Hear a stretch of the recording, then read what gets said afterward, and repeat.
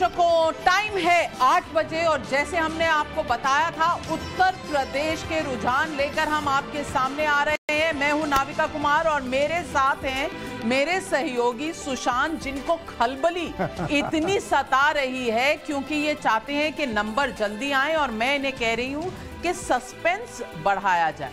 देखिए, उत्तर प्रदेश के नतीजे अब हम रखने वाले हैं और उसको लेके तो सबके मन में ये खलबली है नाविका जी कि वहां क्या होने वाला। तो मैं अकेला नहीं हूं। ऐसा है सुशांत जी, मार्च 10 को ही पता चलेगा कि खलबली का इलाज क्या है और किसको अच्छी दवाई मिलने वाली है, किसकी दवाई इफेक्टिव होने वाली है। लेकिन नवभारत पर 5 राज्यों के चुनाव पर देश की सबसे बड़ी ओपिनियन पोल, सबसे बड़ा ओपिनियन पोल लेकर हम आए हैं यहां। 2022 के पहले चुनावों की सबसे सटीक तस्वीर हम आपके सामने रखने जा रहे हैं और हमारा सबसे विश्वसनीय ओपिनियन पोल कराया गया है टाइम्स नाउ, नवभारत और वीटो के साथ। अभी तक हमने आपको उत्तराखंड, गोवा और पंजाब के लोगों के जनगण का मन बताया था। अब यूपी की बारी है। सबसे बड़ा राज्य है उत्तर प्रदेश, 24 करोड़ से ज्यादा लोग हैं यहां। मतदाताओं की मन की बात क्या है, हम अब यही बताने वाले हैं। योगी आदित्यनाथ वापसी करेंगे या अखिलेश यादव आ जाएंगे? यह सवाल देश का सबसे बड़ा सियासी सवाल है। हमारे ओपिनियन पोल में आज उत्तर प्रदेश के चुनावी माहौल को आपके सामने उजागर करने का उद्देश्य है हमारा। और उत्तर प्रदेश में वोटर्स का क्या मूड होगा, सुशांत, बेट लगा रहे हैं आप? देखिए, उत्तर प्रदेश एक ऐसा राज्य है जिसमें बेट नहीं लगाई जाए तो अच्छा है। लूटने का बड़ा अंदेशा रहता है क्योंकि वोटर किस तरफ सोचेगा, क्या सोचेगा पता नहीं। लेकिन हमने जनता से सीधा संवाद किया। उत्तर प्रदेश में मुख्यमंत्री पद के लिए सबसे पसंदीदा चेहरा कौन है, सीधा पूछा उनसे। रीजन के हिसाब से किस इलाके में क्या मुद्दा है, किस मुद्दे पर वोटिंग होगी। हमारा ओपिनियन पोल आपको वो सारे सवालों के जवाब देगा जो आपके दिमाग में भी चल रहे होंगे। अब क्या होता है, अमूमन आपने कह दिया इतनी सीटें आएंगी, लेकिन किस रीजन में क्या है, कौन से मुद्दे कहां हैं, ये देखिएगा तो आपको समझ में आता है कि हाँ, ये डेटा क्यों विश्वसनीय है। टाइम्स नाउ नवभारत के सर्वे में पूरे यूपी की सटीक तस्वीर आपको हम आपसे बस थोड़ी देर में दिखाने वाले हैं। मुसलमान किस पार्टी पर भरोसा कर रहा है, यह भी पूछा हमने। ओपिनियन पोल इसकी भी जानकारी आपको देने वाला है। ओबीसी मतदाता, क्योंकि ओबीसी का बड़ा किरदार रहने वाला है। आपको याद होगा, प्रधानमंत्री ने जब कैबिनेट में विस्तार किया था तब भी कहा गया था कि उत्तर प्रदेश के चुनाव को देखते हुए किया है। तो क्या उसका कोई इंपैक्ट रहा, नहीं रहा, वो भी जब इस ओपिनियन पोल में हम आपके सामने जवाब रखेंगे तो आपको पता चलेगा। और हमारे ओपिनियन पोल में महिलाओं की पसंद कौन है, युवाओं की पसंद कौन है, सब पता लगने वाला है। बिल्कुल। और किसानों की बात, किसान आंदोलन का कितना असर रहेगा, ये भी सवाल लोग पूछ रहे हैं और लोगों के मन में है कि शायद इसका भी असर पड़ेगा चुनावों पर।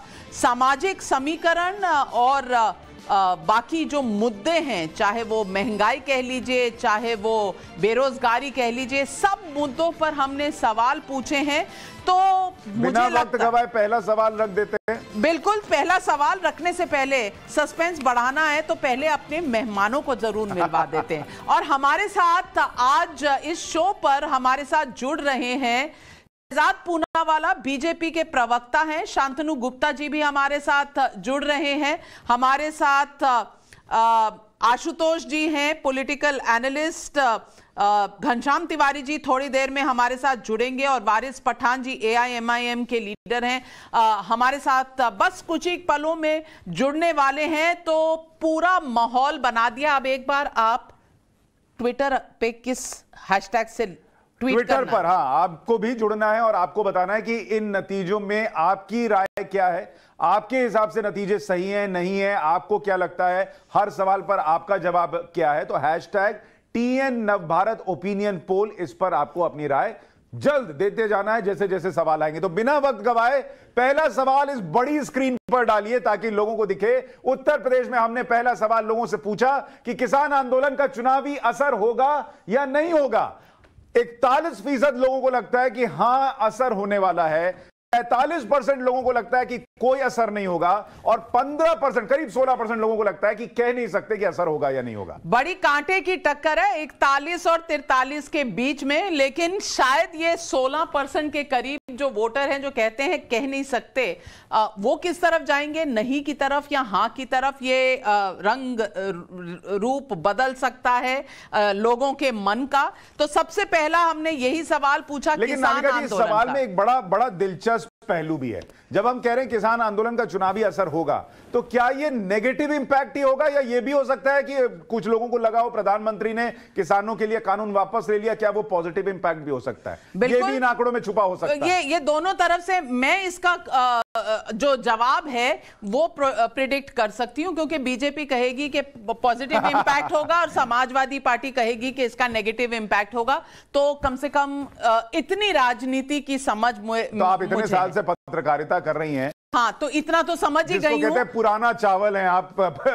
जी बिल्कुल, और ये पका है पार्लियामेंट में डिबेट सुनकर, तो ये पुराना चावल पार्लियामेंट में ये बोरा पड़ा हुआ था काफी सालों से, काफी दशकों से, तो वहां पर सीखा है। लेकिन आइए देखते हैं दूसरा सवाल जो हमने उत्तर प्रदेश की जनता से पूछा, अयोध्या और काशी जैसे मुद्दे से बीजेपी को फायदा होगा या नहीं। हां, तकरीबन 58% लोग समझते हैं हां, नहीं समझने वाले तकरीबन 37% हैं, कह नहीं सकते 5.4%। तो ज्यादातर लोग मानते हैं कि इसका जरूर बीजेपी को कोई ना कोई बेनिफिट मिलेगा। काशी विश्वनाथ का जो उद्घाटन हुआ था, जो पीएम की तस्वीरें हर किसी ने देखी थी, 58% लोगों को लग रहा है कि उन तस्वीरों ने छाप छोड़ी है उत्तर प्रदेश के चुनाव पर, और 37% शिव भक्तों पर तो छोड़ी है।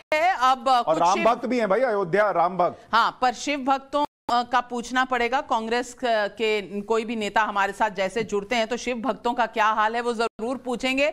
तीसरा सवाल जो हमने उत्तर प्रदेश में पूछा है वो यूपी में विकास के बड़े कामों का श्रेय किसे देंगे। तो तकरीबन 58% लोग कहते हैं योगी आदित्यनाथ, 23.5% लोग कहते हैं अखिलेश यादव, 18.6% कहते हैं अन्य लोगों को। योगी आदित्यनाथ इसमें भी आगे 58% लोग और 23.5% लोग। घनश्याम तिवारी जी, आप मानते हैं कि अयोध्या, काशी विश्वनाथ और ये जो मोस्ट पॉपुलर सीएम है विकास के हिसाब से वो योगी आदित्यनाथ हैं, तो कहीं अभी पीछे चल रहे हैं अखिलेश यादव? नमस्कार आपको, दर्शकों को और मेरे को पैनलिस्ट। मुझे लगता है कि ये एक मुकाबला बिल्कुल साफ है। अगर आपको लगता है कि बेरोजगारी की महामारी जो आदित्यनाथ जी ने फैलाई है उससे वो लोकप्रिय हुए हैं, तो ये आंकड़ा ठीक है। अगर आपको लगता है कि जिस तरीके से उत्तर प्रदेश में महंगाई की मार हर गरीब परिवार झेल रहा है और गरीबी बढ़ी है, तो उनकी लोकप्रियता जायज है। जिस तरीके से छुट्टा पशुओं ने किसानों का नुकसान किया है, उनकी लोकप्रियता जायज है। अगर आपको लगता है कि एक मुख्यमंत्री का काम सिर्फ ये है कि हेट स्पीच देते रहो, 25 की बात करते रहो और किसी तरह कोशिश करते रहो कि लोग डर के नहीं। घनश्याम भाई, जो अभी सबसे लास्ट आंकड़ा हमने रखा कि विकास किसने किया, उसमें अगर 58% लोगों को लगता है कि विकास के बड़े कामों का श्रेय योगी आदित्यनाथ को जाना चाहिए और 23.5% को लगता है अखिलेश यादव को, तो आप जो कह रहे हैं बार बार कि हमारी योजनाएं थी, हमारी योजनाओं का नाम बदलकर किया, ये नैरेटिव जमीन पर नहीं दिख रहा है। लोग योगी आदित्यनाथ को ही क्रेडिट दे रहे हैं। मैं भी क्रेडिट दे रहा हूँ, मैं बेरोजगारी उनको दे रहा हूँ, ऑक्सीजन से जो मौतें हुई और जिस तरीके से लोगों को धमकाया गया उसका क्रेडिट उनको दे रहा हूँ। जिस तरीके से गंगा में लाशें तैरती रही और सरकार कुछ नहीं कर पाई उसका क्रेडिट उनको दे रहा हूँ। जिस तरीके से छुट्टा पशु उत्तर प्रदेश में किसानों को बेहाल कर रहा है उसका क्रेडिट दे रहा हूँ। और आम आदमी को टेरोराइज करके नफरत की राजनीति फैलाने का क्रेडिट। घनश्याम तिवारी जी, मैं सिर्फ एक बात कहना चाहती हूँ कि ये आंकड़े हमने यहाँ स्टूडियो में बैठकर नहीं बनाए हैं, ये लोगों से पूछा है और लोगों से जो पूछा है तकरीबन 25,000 लोगों का सैंपल है हमारे पास उत्तर प्रदेश से, और फील्ड सर्वे भी हुआ है, कॉल सेंटर सर्वे भी हुआ है, और ये नंबर्स आपके सामने मैं अगर दिखा दूं 24,857 ये उत्तर प्रदेश बिल्कुल 24,857 लोगों को उत्तर प्रदेश, कल तक का डेटा है, और ये कल जो जनवरी 9 तक का डेटा है, ये हमने नहीं बनाया, तो आप बार बार हमें चुनौती दे रहे हैं। शहजाद पूनावाला, कम से कम घनश्याम तिवारी जी समाजवादी पार्टी आपसे वाकिफ नहीं है, आपसे सहमत नहीं है, और वो कहते हैं कि बेरोजगारी अगर आप बात करें तो वो आपने जरूर करवाई है, विकास का श्रेय योगी आदित्यनाथ को नहीं जाता। आप क्या कहेंगे घनश्याम जी से आज? नाविका जी, हमने बेरोजगारी बढ़ाई है। समाजवादी पार्टी के बेरोजगारी के लिए मैं पूर्ण योगी आदित्यनाथ जी को दोष देता हूं, परंतु मैं आपको बताना चाहता हूं कि ये चुनाव किस बात का है। ये चुनाव विकास, विरासत और सुशासन के राम राज्य बनाम तुष्टीकरण का निजाम, जो तुष्टीकरण का निजाम घनश्याम तिवारी की पार्टी जिसके लिए जिम्मेदार रही है, उसको आज जो है डबल डोज लगा है, पहले मोदी जी और योगी जी के सुशासन का, और विकास और विरासत को सम्मान पूर्वक तरीके से हमने घर घर तक पहुंचाया है। उसका मैं आपको 3-4 उदाहरण देता हूं, और वैसे मैं कहूंगा कि ये किताब जो हमारे शांतनु गुप्ता जी के, इसको भी पढ़ लीजिए, परंतु मैं आपको कुछ इंपॉर्टेंट चीजें बताता हूं। 42% वोट हमें 2014 में मिला था, उसके बाद हमें 40% वोट मिला था 2017 के चुनाव में, और फिर 2019 के चुनाव में लगभग 50% तक आ गए थे। और इस बार मैं आपको गारंटी के साथ कह रहा हूं, इसको दर्ज कर दीजिए, हमारा वोट शेयर 50% से ऊपर इसलिए होगा क्योंकि आज हमने 40 लाख घर बनाए हैं। एक बात की कल्पना कीजिए, जो 40 साल में कांग्रेस पार्टी नहीं कर पाई, हमने 4 साल में 40 लाख घर दिए गरीबों को, 2.5 करोड़ से ज्यादा हमने शौचालय दिए, 36,000 करोड़ के लोन माफ करवाए, 1,51,000 करोड़ का गन्ना भुगतान किया जो उन्होंने 15 साल में नहीं करने का काम किया। हमने जितनी गेहूं की खरीद और जितनी हमने धान की खरीद 4 सालों में की, 2,20,220 लाख मीट्रिक टन से ज्यादा, वो इतना इन्होंने 10 साल में नहीं कर पाए। हमने 10 मेडिकल कॉलेज को 70 मेडिकल कॉलेज में। फिर कौन लोग हैं जो 41-42% कह रहे हैं किसान आंदोलन का असर रहेगा इस चुनाव में? किसान आंदोलन का मैं आपको बताता हूं, यह असर रहेगा कि किसान समझ चुका है कि गन्ना मिलों को बंद करने वाले घनश्याम तिवारी जी 31 गन्ना मिलों इन्होंने बंद की। आज योगी आदित्यनाथ जी के जमाने में 476 लाख मीट्रिक टन का रिकॉर्ड प्रोडक्शन शुगर का इसलिए हुआ है क्योंकि हमने गन्ना मिलों को चालू रखा और गन्ना मिलें खोली, और इसीलिए विकास और फिर विरासत किस प्रकार से तो ये लोग राम शहजाद चलाते थे। शहजाद जी, आप इतना कांग्रेस पार्टी को लेकर हमेशा मगन रहते हैं, इस बार आपके सामने कांग्रेस पार्टी नहीं है। कांग्रेस पार्टी को तो कितनी सीटें मिलेंगी ये बात की बात है, आपके सामने लोग कह रहे हैं ये दो तरफा चुनाव होगा, एक तरफ समाजवादी पार्टी, एक तरफ बीजेपी। समाजवादी पार्टी के साथ क्या आपकी जो इस वक्त प्रतिस्पर्धा चल रही है उसमें आप आगे निकल पाएंगे? क्योंकि ये कांग्रेस की सोच पुरानी, अब सोचना पड़ेगा नई कहानी, यही है शहजाद पूनावाला आज की। और नाविका जी, जो शहजाद कह रहे हैं, जो घनश्याम जी कह रहे हैं, उसको बताने वाला हमारा अगला सवाल जल्दी से देते हैं, फिर आगे चर्चा बढ़ाते हैं। उत्तर प्रदेश का चुनावी मुद्दा क्या है, ये हमने अगला सवाल पूछा, और रोजगार 34.5% लोगों के लिए रोजगार जो है वो चुनावी मुद्दा है। कानून व्यवस्था 28.2% लोगों के लिए है। करीब 20% विकास, और जाति और धर्म जो उत्तर प्रदेश बिहार के लिए कहा जाता है कि बड़ा मुद्दा होता है, वो सिर्फ 18% पर है। तो सबसे बड़ा मुद्दा रोजगार और कानून व्यवस्था उत्तर प्रदेश चुनाव में रहने वाला। और इससे पहले आप सवाल पूछे, एक और सवाल जल्दी से ले लेते हैं।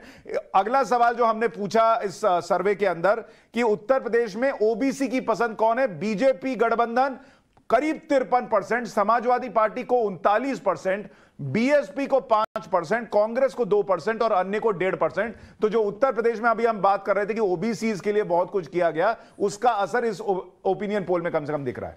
तो मैं पूछना चाहती हूं कि धर्म की बातें या कर्म की बातें इतनी ज्यादा जरूरी नहीं है, और वारिस पठान जी हमारे साथ जुड़ चुके हैं। वारिस पठान जी, इस चुनाव में धर्म नहीं, बेरोजगारी जो है या रोजगार का मुद्दा है, और लॉ एंड ऑर्डर, और लॉ एंड ऑर्डर जहां तक मैं समझती हूं, और शहजाद का कहना है कि विकास हो या लॉ एंड ऑर्डर हो और या फिर रोजगार की बातें हो, वो योगी जी का योगदान रहा है कि उन्होंने पिछली सरकारों से बेहतर किया है। आप क्या समझते हैं वारिस पठान जी?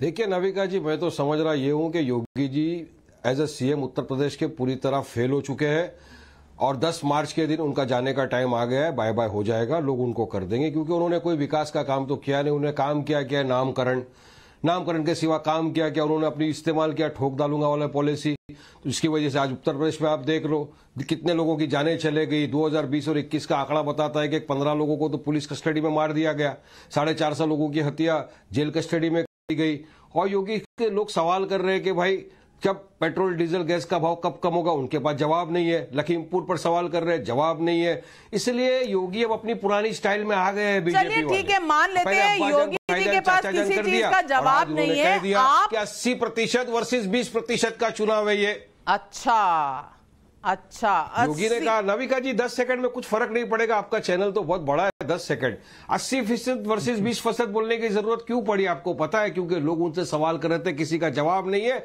अब अपनी असलियत में मैं पूछना चाहता हूं कि लखीमपुर कांड जिसने किया वो 80% में या 20% में है योगी जी? क्यों ये अगर यही बात वारिस पठान बोलता तो आज तक मैं कम्युनल एंटी नेशनल मुझे पाकिस्तान भेज दिया गया होता। ये सरासर हेट स्पीच है, मॉडल कोड ऑफ कंडक्ट का उल्लंघन है। और ओवैसी जी हर रैली में जो 20% लोगों के लिए बोल रहे हैं वो हेट स्पीच नहीं है। आपके यहाँ से तो रोज नई स्पीचें आती हैं, 15 मिनट पुलिस हटा दो, वो प्यार मोहब्बत की बातें होती हैं। मुसलमानों का वोट लेके चीफ मिनिस्टर, बिल्कुल प्यार मोहब्बत की बातें करते हैं हम लोग, प्यार से लोगों को समझाया जाता है। वहां पर हम बताते हैं कि अगर आप 15 मिनट हटा लो, ये प्यार की बात है। वाला शहजाद पूनावाला वारिस पठान जी कह रहे हैं कि ये प्यार की बातें होती हैं कि 15 मिनट पुलिस हटा लो, 20% 80% पर भारी पड़ेंगे, ये प्यार मोहब्बत की बातें हैं। मैं जवाब देता हूँ। देखिए ऐसा है नाविका जी, जब हमने नहीं तो आप योगी जी को समर्थन कर रहे हैं क्या? योगी जी की बात सही है क्या, मतलब आपके हिसाब से? जी मैं जवाब दे दूं, आप बीच में बोल रहे हैं। देखिए जब हमने 2.5 करोड़ शौचालय बनाए तो वारिस को भी मिला, विजय को भी मिला। जब हमने 1.5 करोड़ उज्ज्वला योजना के गैस सिलेंडर पहुंचाए तो शिल्पा को भी मिला, सुल्ताना को भी मिला। पर जो लोग जिन्ना को महान कहते हैं, जो लोग तालिबान का गुणगान करते हैं, जो लोग हिंदुत्व को गाली देकर वोट बैंक की दुकान चलाते हैं, जो लोग राम सेवकों पर गोलियां चलाने के लिए उत्सुक रहते हैं और आज कहते हैं हमारे स्वप्न में आ रहे हैं, जो लोग शरिया कानून चाहते हैं, ऐसे लोगों को मैं स्पष्ट रूप से बताना चाहता हूं कि जब हम मुख्तार अंसारी को जेल में डालते हैं तो आपके दिल से दर्द निकलता है और आप हमें सांप्रदायिक घोषित करते हो। क्यों? मुख्तार अंसारी आपका सांप्रदायिक जो सेकुलरिज्म का पोस्टर बॉय बन चुका है। क्या अतीक अहमद आपका सेकुलरिज्म का पोस्टर बॉय बन चुका है? आतंकवादी पर कार्रवाई करते हैं तो अखिलेश यादव बोलते हैं मुझे यूपी नहीं है। क्या आतंकवाद पर कार्रवाई करेंगे तो हम सांप्रदायिक? और आप इसमें डिबेट में नहीं जाते हैं। देखिए एक चर्चा हो रही है, ओपिनियन पोल है, सबका अपना ओपिनियन भी होगा, हम डिबेट में नहीं जाते। शांतनु गुप्ता जी, अगर 35% रोजगार को मुद्दा बता रहे हैं और करीब 29% कानून व्यवस्था को मुद्दा बता रहे हैं, तो क्या यह बीजेपी के पक्ष में जाता है या बीजेपी के अगेंस्ट जाता है? सुशांत भाई एक मिनट बोलना चाहूंगा। पिछला आपने कहा कि जो विकास का जो क्रेडिट है करीब 57% लोग योगी आदित्यनाथ को देंगे, और मेरे ख्याल से सबसे बड़ा फैक्टर होगा जो 2014 के बाद से जिस तरह से भारत की राजनीति बदली है कि एक अलग जाति बन गई है जिसे मैं बेनिफिशियरी बोलता हूं, जो बेनिफिशियरी वोटर बैंक है। और जो अभी शहजाद ने आंकड़े गिनाए वो रियल लोग हैं। मैं अपनी किताब लिखने के दौरान कम से कम 35-36 जिलों में गया। जिस गांव में मैं जाता था वहां पे मुझे गैस के लाभार्थी मिलते थे, टॉयलेट के लाभार्थी मिलते थे, मकान के लाभार्थी मिलते थे, पीएम किसान के लाभार्थी मिलते थे। ये एक अलग जात है, इसमें त्यागी भी हैं, ब्राह्मण भी हैं, हिंदू भी हैं, मुसलमान भी हैं, महिलाएं भी हैं, इसमें सारी जातियां हैं। और जहां तक जॉब की बात आप कर रहे हैं, 4 लाख तो केवल गवर्नमेंट जॉब है, 2 लाख उसके ऊपर से संविदा की जॉब है, और जितना इन्वेस्टमेंट आया उससे करीब 1.5 करोड़ जॉब अलग अलग आंकड़ों से आया है। CMI का डेटा कहता है जो 17.5% का अनएम्प्लॉयमेंट रेट था वो 4.1% आ गया है। तो अगर जॉब मुद्दा है तो उसमें भी टिक मार्क योगी आदित्यनाथ। और किसानों का मुद्दा शांतनु जी? देखिए किसानों की पिछले 5 साल में एमएसपी की बात हमने खूब सुनी, पूरे देश ने एमएसपी रट लिया। सबसे ज्यादा एमएसपी जो खरीद हुई है 7 लाख मीट्रिक टन हुई थी, 7 लाख मीट्रिक टन हुई थी अखिलेश के समय आखिरी साल में, अभी ये 56 लाख मीट्रिक टन। लेकिन आपके एमएलएस को पकड़कर गांव से बाहर भी तो भगाया जा रहा है, तो कहीं ना कहीं आक्रोश है, गुस्सा है। देखिए बड़ी बड़ी रैली वेस्ट में हो रही है। कोई एक वीडियो आप इधर से उधर देख लेते हैं, उसके बेस पे मत देखिए। वेस्ट यूपी से बीच में चल रहा था, no no no no, Bhajpa इस बार वेस्ट से चुनाव नहीं करवाएगी और चुनाव भाजपा पूरा निर्धारित करेगी इलेक्शन कमीशन को, और वो कोशिश करेगी पूरी की पूर्व से बिल्कुल वैसा का वैसा ही चुनाव हो रहा है। वेस्ट से सेंटर की तरफ जा रहा है, ईस्ट की तरफ जा रहा है। वेस्ट में देखिए सबसे ज्यादा सरप्राइजिंग रिजल्ट होगा और भाजपा बड़े नंबरों के साथ वेस्ट। चलिए आशुतोष जी, आपसे भी पूछ लेती हूं कि इस वक्त हर पार्टी कह रही है कि वो ही जीतेगी और किसी का चांस ही नहीं है, तो जब तक ओपिनियन पोल के नंबर नहीं आते सबको ये कहने की बिल्कुल फ्रीडम है, सब स्वतंत्र हैं ये कहने के लिए। आप क्या मानते हैं? आप पत्रकार हैं और उत्तर प्रदेश से आपको खबरें आती रहती होंगी, तो आपका क्या अनुमान है, क्या हो रहा है ग्राउंड जीरो पर? मैं आपकी तरीके से ही पुराना चावल हूं और बोरा भी हूं। और आपके तो बाल भी सफेद है। बोरा भी हूं मैं आपके शब्दों में, अगर मैं कहूं तो। देखिए, उत्तर प्रदेश के अंदर आपका जो ओपिनियन पोल है इसमें दो चीजें सबसे महत्वपूर्ण है। एक तो जो रोजगार को लेकर कहा जा रहा है, 34.4% लोग अगर रोजगार है और कानून व्यवस्था 28.2%। ये रोजगार का मतलब ये नहीं है कि योगी की सरकार ने रोजगार दिया है, और कानून व्यवस्था का मतलब ये नहीं कि 28.2 लोग ये मानते हैं कानून व्यवस्था बहुत अच्छी स्थिति में है। उत्तर प्रदेश के अंदर जो दो सबसे बड़े मुद्दे होने वाले हैं, बेरोजगारी और महंगाई।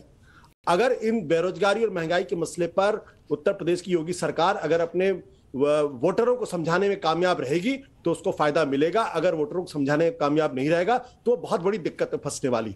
जहां तक विकास की बात है, मैं आपको सिर्फ इतना दिलाना चाहूंगा कि बेंगलोर की थिंक टैंक है पब्लिक अफेयर्स सेंटर, अपना दावा यह कि स्टेट गवर्नमेंट और सेंट्रल गवर्नमेंट दोनों गवर्नमेंट के डेटा के आधार पे उसने एक लिस्ट बनाई है। उस लिस्ट के आधार पे 3 पैरामीटर है, ग्रोथ, इक्विटी एंड सस्टेनेबिलिटी। उसमें बड़े राज्यों में उत्तर प्रदेश 18वें नंबर पर सबसे अंत में है, और 2016 में उत्तर प्रदेश 12वें नंबर पे था, 2017 में 14वें नंबर पे था, 2019 में 17वें नंबर पे था। नीति आयोग की रिपोर्ट ये कहती है कि स्वास्थ्य के मामले में उत्तर प्रदेश सबसे पिछले रास्ते में। अगर ये इन आंकड़ों को विपक्ष जनता तक समझाने में कामयाब रहेगा तो दिक्कत पैदा होगी। मेरा अपना मानना यह कि जब भी भारतीय जनता पार्टी हार्ड हिंदुत्व की तरफ जाती है, चाहे वो मथुरा का सवाल हो, चाहे वो काशी विश्वनाथ का सवाल हो, चाहे अयोध्या का सवाल हो, तब वो उसके नर्वसनेस दिखाई पड़ती है। लेकिन एक मेरा प्रश्न है आशुतोष जी, आपने कहा ये जो रोजगार है ये वो रोजगार नहीं है जो कि योगी आदित्यनाथ ने दिया हो, और जो लोग कह रहे हैं कानून व्यवस्था मुद्दा है 28-29%, वो लोग नहीं है जो कि मानते हो कि कानून व्यवस्था बेहतर हुई है। ये आपने कैसे मान लिया कि रोजगार में बेरोजगार वाले जो हैं वही हैं, जिनको रोजगार मिला वो नहीं है जो खुश हैं कि भाई मुझे रोजगार मिल गया, और कानून व्यवस्था से खुश वाले लोग नहीं है? नहीं, तो अब ये आपने सवाल किस तरीके से फ्रेम किया है, क्योंकि दोनों चीजें एक साथ नहीं हो सकती। अगर रोजगार 34.4% अगर पॉजिटिव है, हाँ, तो कानून व्यवस्था 28.2% भी पॉजिटिव होगी। अगर 34.4 बेरोजगारी का आंकड़ा है, अगर बेरोजगारी का आंकड़ा है तो कानून व्यवस्था 28.2% नेगेटिव होगा। इसलिए मैं कह रहा हूं कि अब आप इसको अगर 34.4% लोग ये कहते हैं कि नहीं रोजगार की स्थिति बहुत अच्छी है, योगी सरकार के प्रति वो उपकृत महसूस करते हैं, तो फिर कानून व्यवस्था भी अच्छी है। क्योंकि मैं इसलिए कह रहा हूं, आपको याद होगा आशुतोष जी, जब हमने उत्तराखंड के चुनावी मुद्दे रखे थे उसमें बेरोजगारी मुद्दा था, यहां लोगों ने रोजगार को मुद्दा बताया है। इसलिए मैं ये उम्मीद रख रहा हूं कि शायद लोग हो सकता है पॉजिटिव भी हो। चलिए अगर मगर में क्या समय बिताना, घनश्याम तिवारी जी बात उठा रहे थे, तो अगला सवाल लेने से पहले उनको जरूर मौका देना चाहती हूं। और आशुतोष जी कह रहे हैं जो भी हार्ड हिंदुत्व पे जाता है उसको मतलब प्रॉब्लम है, तो बीजेपी तो जा रही है काशी विश्वनाथ और अयोध्या के पीछे, आप जो कृष्ण कन्हैया के पीछे जा रहे हैं, आपको भी कोई प्रॉब्लम नजर आ रही है क्या? देखिए, पहले जो रोजगार का मुद्दा है, मुझे आपका सर्वे आपको पता होना चाहिए, तो मैं इतना कह देता हूँ शहजाद की मदद करने के लिए, शांतनु की मदद करने के लिए, अगर आपका किसी भी दर्शक को या उसके पड़ोसी को, उसके परिवार में किसी को दूर तक भी पिछले 5 साल में रोजगार मिला हो तो बेहिचक भारतीय जनता पार्टी को वोट कीजिए। अगर शांतनु की आंकड़े सही है, जिसे योगी जी कहते हैं 2 करोड़, शांतनु ने 1.5 करोड़, बीजेपी कहती है 70 लाख, 4 लाख, 6 लाख, बेहिचक अगर आपके आसपास आपके गांव में छुट्टा पशुओं ने खेतों को तहस नहस नहीं किया है, बेहिचक भारतीय जनता पार्टी को वोट दीजिए। अगर आपको लगता है ऑक्सीजन की कमी से लोग नहीं मरे, बेहिचक भारतीय जनता पार्टी को वोट दीजिए। लेकिन सब झूठ है जो ये फैला रहे हैं। तो ये आपको न रोजगार देंगे, न छुट्टा पोषण से निजात देंगे, न महंगाई से निजात देंगे। ये सिर्फ ये जो अभी आशुतोष जी कह रहे थे, किसी तरीके से आपके अंदर की भावना भड़काएंगे। चुनाव आ चुका है, अभी तक ये असफल है। घनश्याम तिवारी जी, मैं बस एक डिस्क्लेमर डालना चाहती हूँ, ये कोई भी आंकड़े जो हैं, मैंने पहले भी कहा था और अब फिर से दोहरा रही हूँ कि सुशांत जी और मैंने यहाँ बैठकर स्टूडियो में नहीं बनाए हैं। तो आपको अगर लगता है कि हम योगी आदित्यनाथ की मदद कर रहे हैं, मोदी जी की मदद कर रहे हैं, हमारा ऐसा उद्देश्य नहीं है। और अगर आपको नंबर मिलेंगे तो हम आपके रिजल्ट दिखाएंगे यहाँ अपने चैनल पर। हमें तो जो सर्वे करने वाली हमारी कंपनी है, हमारे सहयोगी कंपनी है वीटो, उन्होंने जो नंबर निकाल कर दिए हम आपके सामने रख रहे हैं। ना हमारा इंटरेस्ट है योगी आदित्यनाथ जी में, ना समाजवादी पार्टी के जीतने में। हम हमेशा ये कहते हैं the best team win, may the best team win. और ये हर स्पोर्ट्स प्रतियोगिता के पहले कहा जाता है कि सबसे अच्छी जो टीम हो वही जीते, सेहरा जीत का उसके सर हो। या मैं आपको भी सवाल पूछ रहा हूँ कि रोजगार का मुद्दा है या महंगाई का मुद्दा है या फिर छुट्टा पशु का मुद्दा है, ये लक्ष्यदार भाषा से ये मुद्दा गायब नहीं हो जाता। ये तो आम आदमी प्रतिदिन देख रहा है ना, उसको पता है कि भारतीय जनता पार्टी। चलिए, आम आदमी और क्या देख रहा है और क्या सोच रहा है, वो आपके लिए हम सवाल लेकर आए हैं। तो अगले सवाल पर चलते हैं। अगला सवाल जो हमारे स्क्रीन पर आ रहा है, उत्तर प्रदेश में अति पिछड़ों की पसंद कौन है? ये कहा जाता था हमेशा से मायावती की वोट और वो इंटैक्ट है अभी भी। वो इंटैक्ट है। 44.2% अति पिछड़े जो हैं वो अभी भी बीएसपी के साथ है, समाजवादी पार्टी के साथ 9.5%, बीजेपी के साथ 34.2%, कांग्रेस के साथ तकरीबन 7% और 5% के करीब अन्य। तो मायावती का बिल्कुल इंटैक्ट है और बीजेपी उसके बाद आती है। कांग्रेस और समाजवादी पार्टी का कम है आंकड़ा। अगला सवाल अगर हम देखें, उत्तर प्रदेश में युवाओं की पहली पसंद कौन है? तो बीजेपी 54.5%, समाजवादी पार्टी तकरीबन 34% और कांग्रेस 5.3, बीएसपी 5.1, अन्य 1.5%। तो समाजवादी पार्टी युवाओं में भी पीछे, अति पिछड़ों में भी पीछे। और देखिए, समाजवादी पार्टी के अखिलेश यादव युवाओं का एक प्रतीक माने जाते हैं। भैया युवा अखिलेश भैया बोला जाता है। हाँ, अखिलेश भैया कहा जाता है। और महिलाओं की बात होना भी बड़ी जरूरी है। जब हमने युवाओं की बात की, महिलाएं तय करेंगी, क्योंकि लड़की हूं, लड़ सकती हूं। उत्तर प्रदेश की महिलाएं किसे पसंद कर रही हैं? बीजेपी को करीब 39.5%, समाजवादी पार्टी बहुत पीछे नहीं है लेकिन 32% के आसपास है, बीएसपी 5%, कांग्रेस पार्टी महिला हूं, लड़ सकती हूं, लेकिन आप अंदर कांग्रेस में ही लड़िए, शायद वोटर कहना चाह रहा है, क्योंकि 8% ही लोग महिलाएं पसंद कर रही हैं और अन्य 18%। आपको कांग्रेस के नंबर कम क्यों नजर आते हैं? सबसे पहले तो आपके ऊपर यही आरोप है। मुझे मेरे कम नजर आने से कम हो रहे हैं, तो मैं इसको 57% कर देता हूं। चलिए, बढ़ा लीजिए। ठीक है, तो 18% के करीब कांग्रेस, 39% है बीजेपी के, 32% समाजवादी पार्टी के। और जल्दी से मुसलमानों का रुझान भी देख लेते हैं। हाँ, ये तो वारिस पठान जी के लिए बहुत जरूरी है। मुसलमानों की पसंदीदा पार्टी उत्तर प्रदेश में बीजेपी को मात्र 3.3% मुसलमान जो है वो पसंद कर रहे हैं। 48% समाजवादी पार्टी गठबंधन के साथ नजर आ रहे हैं मुसलमानों की पसंद। बीएसपी को 16.5%, करीब 16.64%, और मुसलमानों की अगली पसंद कांग्रेस पार्टी करीब 11%। अगर आप राउंड फिगर कर दीजिए तो कांग्रेस पार्टी 11% पर आ रही है और एआईएमआईएम करीब 20% पर है। तो वारिस भाई, ये जो लैला के पीछे सब पड़े हुए हैं, उसका इंपैक्ट ये है कि लैला अभी भी 20% लोगों की पसंद बनी हुई है और बाकी जो हैं वो आगे चल रहे हैं। अखिलेश भैया आगे 44% के करीब है। तो अगर 7 होते तो शायद मुख्यमंत्री मुसलमान हो सकता था, जैसा ओवैसी जी के सपने में आया है। देखिए नविका जी देखिए, उत्तर प्रदेश का धन्यवाद, आपने 20% दिखाया, लेकिन मेरी जानकारी के हिसाब से मैं वहां पे था। हमने तकरीबन 10 से 12 सभाएं अभी करी है पिछले 10 दिनों में, और जो लोगों की मोहब्बत प्यार है वो इससे बहुत ज्यादा है, बहुत ज्यादा। मैं आपको संभल का एक वाकया बताऊंगा, एक ही सेकंड के अंदर संभल में 9 डिग्री टेम्परेचर वेदर था, बारिश गिर रही थी, लेकिन असद ओवैसी साहब को सुनने के लिए पूरा ग्राउंड भरा हुआ था 3 घंटा। ये मोहब्बत बहुत है। और पहले क्या था, कोई विकल्प नहीं था लोगों के पास पूरे उत्तर प्रदेश में। कहीं पर कांग्रेस को वोट दे दिया, कहीं समाजवादी को दे दिया, कभी बीएसपी को दे दिया, पर आज उनके पास एक विकल्प है एमआईएम के रूप में। वो पूरी तरह से ये ऑप्शन को इस्तेमाल करेंगे और हमको वोट देंगे, क्यों नहीं जिताएंगे हमको। बारिश भाई, अगर वो जो ओपिनियन पोल वाला गया था उसको एआईएमआईएम वालों ने कह दिया होता कि 15 मिनट के लिए तुम हटो, ये अभी 50% हो जाएगा, तो शायद आपका 50% भी आ गया होता। और मैं ये भी बताना चाहती हूँ, ये 20% का 20% है, 20% का 20% है शहजाद पूनावाला। 10 सेकंड नहीं बारिश भाई, इसमें बारिश भाई 10 सेकंड बारिश भाई इसमें एक प्रश्न है। आपने जिनको क्लासिफाइड भिखारी तक कह दिया, उनको लोग 40-45% मुसलमान पसंद कर रहा है, तो फिर आपको कहां सुन रहे हैं लोग?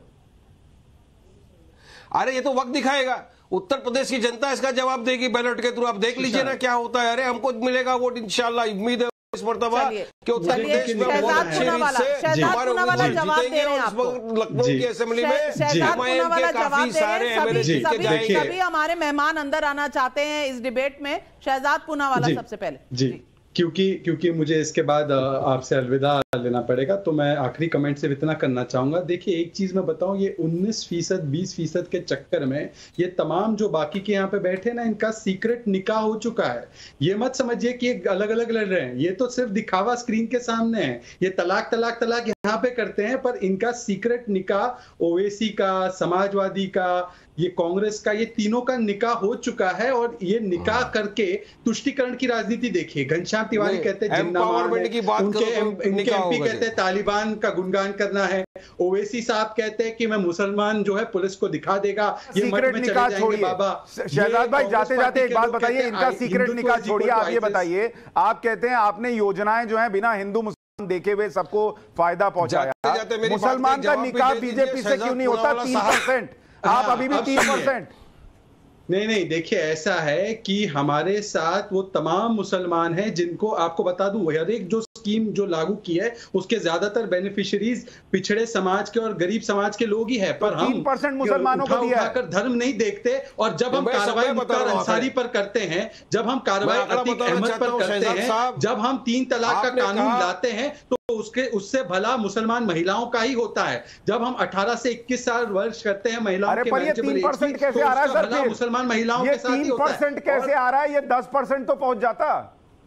ऐसा है कि 3% है, या जैसे पिछले चुनावों में हमें किस प्रकार से वोट मिला था। हाँ, पर मैं ये जरूर कहूंगा कि मुसलमान वोट या किसी का वोट लेने के लिए हम जिन्ना को महान नहीं बता सकते। हम वो पार्टी है जो इनका कहना ये है सुशांत भाई के हम जिन्ना की केमिस्ट्री जरूरी है, अरिथमेटिक जरूरी नहीं है, तो वो केमिस्ट्री पर कंसंट्रेट कर रहे हैं। मैं आ रही हूं आपके पास शांतनु जी, आशुतोष जी और घनश्याम जी, लेकिन पहले आखिरी के 2 सवाल ले लेते हैं क्योंकि हमें रीजन्स की डेटा भी डालना है आपके सामने। तो उत्तर प्रदेश के शहरी इलाकों की पसंदीदा पार्टी कौन सी है? बीजेपी उत्तर प्रदेश में शहरी इलाकों में 36.2, बीएसपी थोड़ी आगे चल रही है शहरी इलाकों में 37%।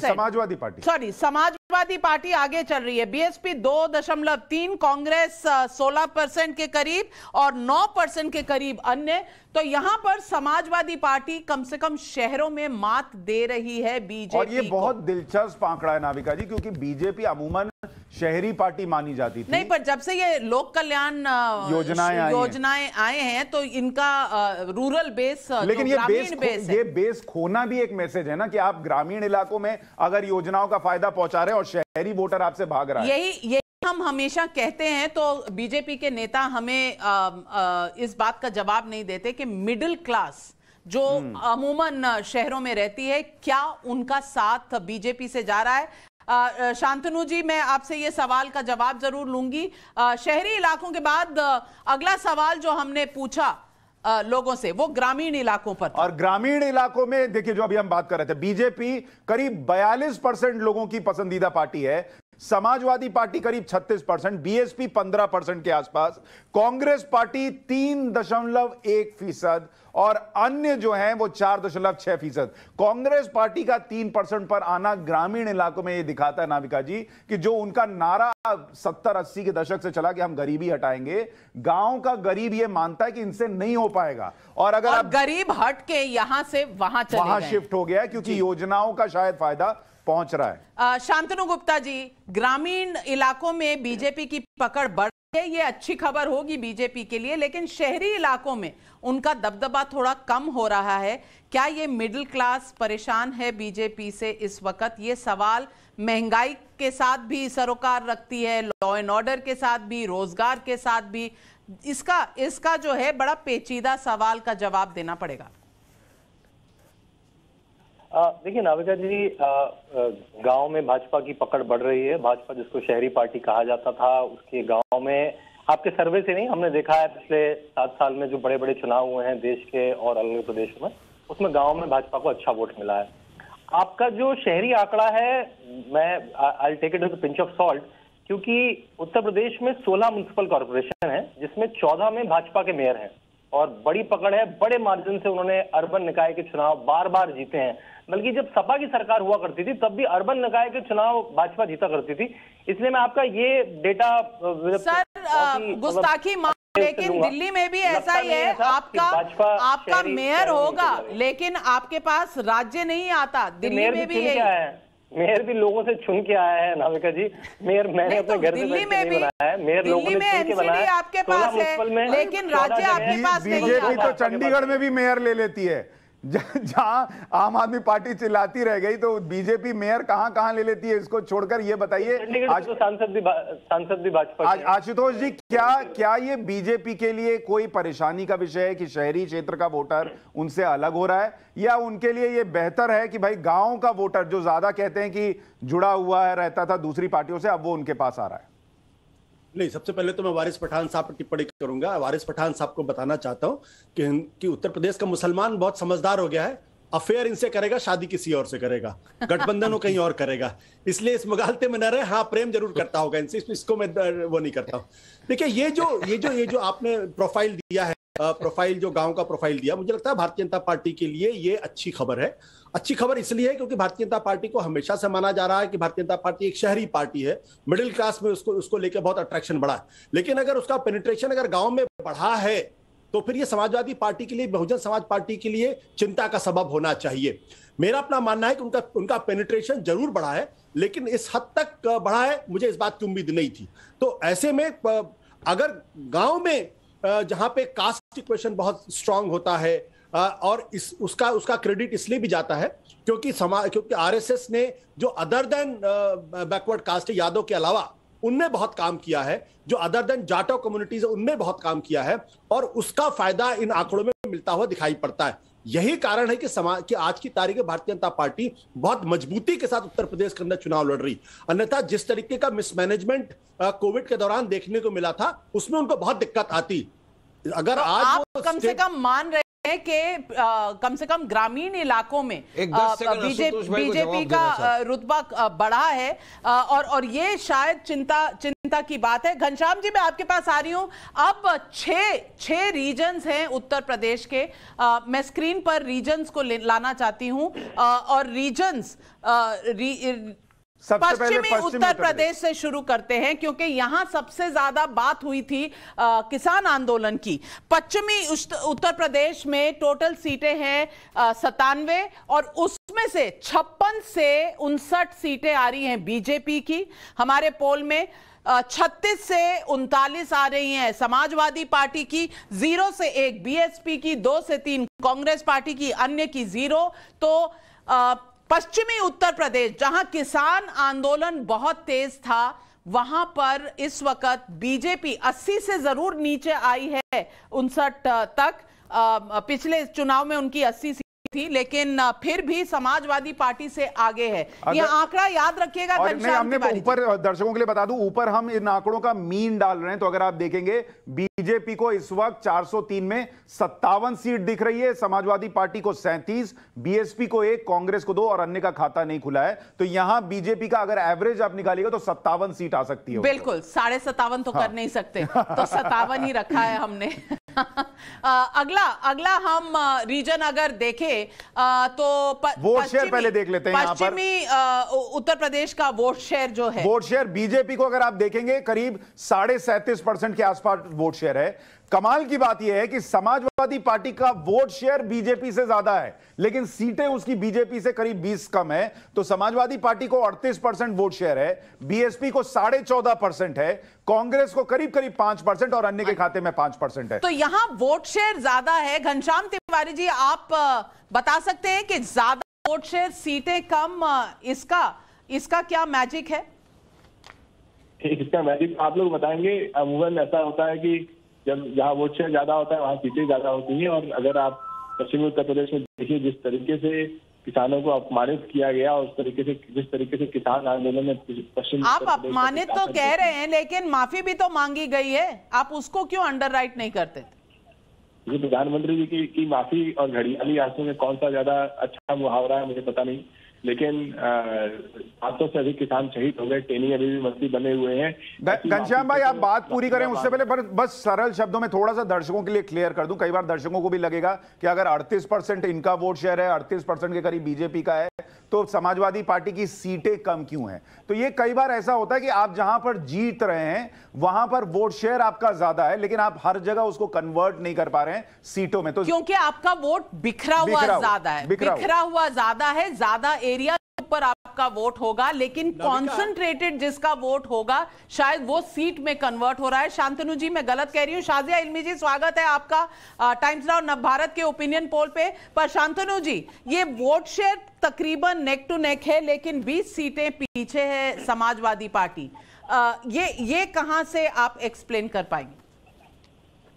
आई थिंक आप लोगों ने बिल्कुल ठीक कहा कि जहां पे समाजवादी पार्टी सीट जीत रही है, मान लिया आपने कहा 36 सीटें जीत रही है, तो वो बड़े मार्जिन से उन सीटों को जीतेगी। देखिए, आप एक वोट के ऊपर अगर कितना भी वोट से जीते तो वो सीट जीती हुई मानी जाती है। तो उसका जो एक्स्ट्रा वोट मिलता है, एक तरह से वो वोट वेस्ट हो गया उस सीट पे। लेकिन वो वोट परसेंटेज में तो आ जाता है। अगर मैं 20,000 से जीता, 1 लाख से जीता, तो उसका कुछ फर्क नहीं पड़ता चुनावी राजनीति। जी हाँ, चाहे आप 1 वोट से जीते या 1 लाख वोटों से, वो एक ही सीट गिनी जाती है। बिल्कुल। और अगला रीजन लेते हैं अपने स्क्रीन पर, पश्चिमी उत्तर प्रदेश के बाद अब हम बुंदेलखंड की तरफ आ रहे हैं। बुंदेलखंड का 19 सीटें हैं, जिसमें से 13 से 14 सीटें बीजेपी को, 3 से 5 समाजवादी पार्टी को और बीएसपी को 0 से 1, कांग्रेस 0 से 1, अन्य 0 से 0। तो करीब 13 सीटें। और ऊपर आपके जो टेलीविजन पे आएगा, अब 100 सीटें, 116 सीटें हो गई और बीजेपी 71 पर आ गई है, समाजवादी पार्टी 41 पर है, बीएसपी 1 पर है, कांग्रेस 3 पर है। यानी अगर आप देखेंगे अभी तक जो 2 रीजन हमने बताए, पश्चिमी यूपी और बुंदेलखंड, समाजवादी पार्टी साइकिल से पूरी तेजी से बीजेपी के साथ पीछे चल रही है। लेकिन 30 सीट पीछे चल रही है इस वक्त। हाँ, लेकिन इलेक्ट्रॉनिक साइकिल है, पिछले वाला हाल नहीं कि पंचर साइकिल है, इस बार इलेक्ट्रॉनिक साइकिल से चल रहा है। और इस बार थोड़ा वेट भी कम है, क्योंकि 2 लड़के नहीं बैठे हुए, एक ही लड़का बैठा हुआ है, एक ही भैया बैठे हुए हैं साइकिल पर। तो वेट मैनेज किया हुआ है अखिलेश भैया ने। वोट शेयर दिखाते हैं बुंदेलखंड में किसको कितने प्रतिशत वोट आ रहा है। ये ओपिनियन पोल क्या कह रहा है? बीजेपी 41%, समाजवादी पार्टी 33% के करीब, मैं राउंड कर दे रहा हूं फिगर, बीएसपी 13.1%, कांग्रेस करीब 4% और अन्य को करीब 9.5%। तो अगर आप यहां देखेंगे तो बीजेपी को बड़ी बढ़त है, 41% और 33%, 8% का वोट शेयर का डिफरेंस उत्तर प्रदेश के जैसे राज्य में बहुत बड़ा है। और ये एंटी इनकम्बेंसी के बावजूद अगर बीजेपी को इतना वोट शेयर मिल रहा है, तो ये नोट करने की बात है। है और ये पहला ओपिनियन पोल है इस साल का जो हमने अपने दर्शकों तक पहुंचाया है। और इस ओपिनियन पोल में अभी 116 सीटें हुई हैं। 2 रीजन हमने किए हैं, पश्चिमी उत्तर प्रदेश और बुंदेलखंड, और इसमें 71 सीटें बीजेपी को, 30 सीट पीछे चल रही है इस वक्त समाजवादी पार्टी 41 सीट लेकर, कांग्रेस 3 सीटें, बीएसपी 1 सीट, यही चल रहा है। अब रोहेलखंड की सीटें देखते हैं।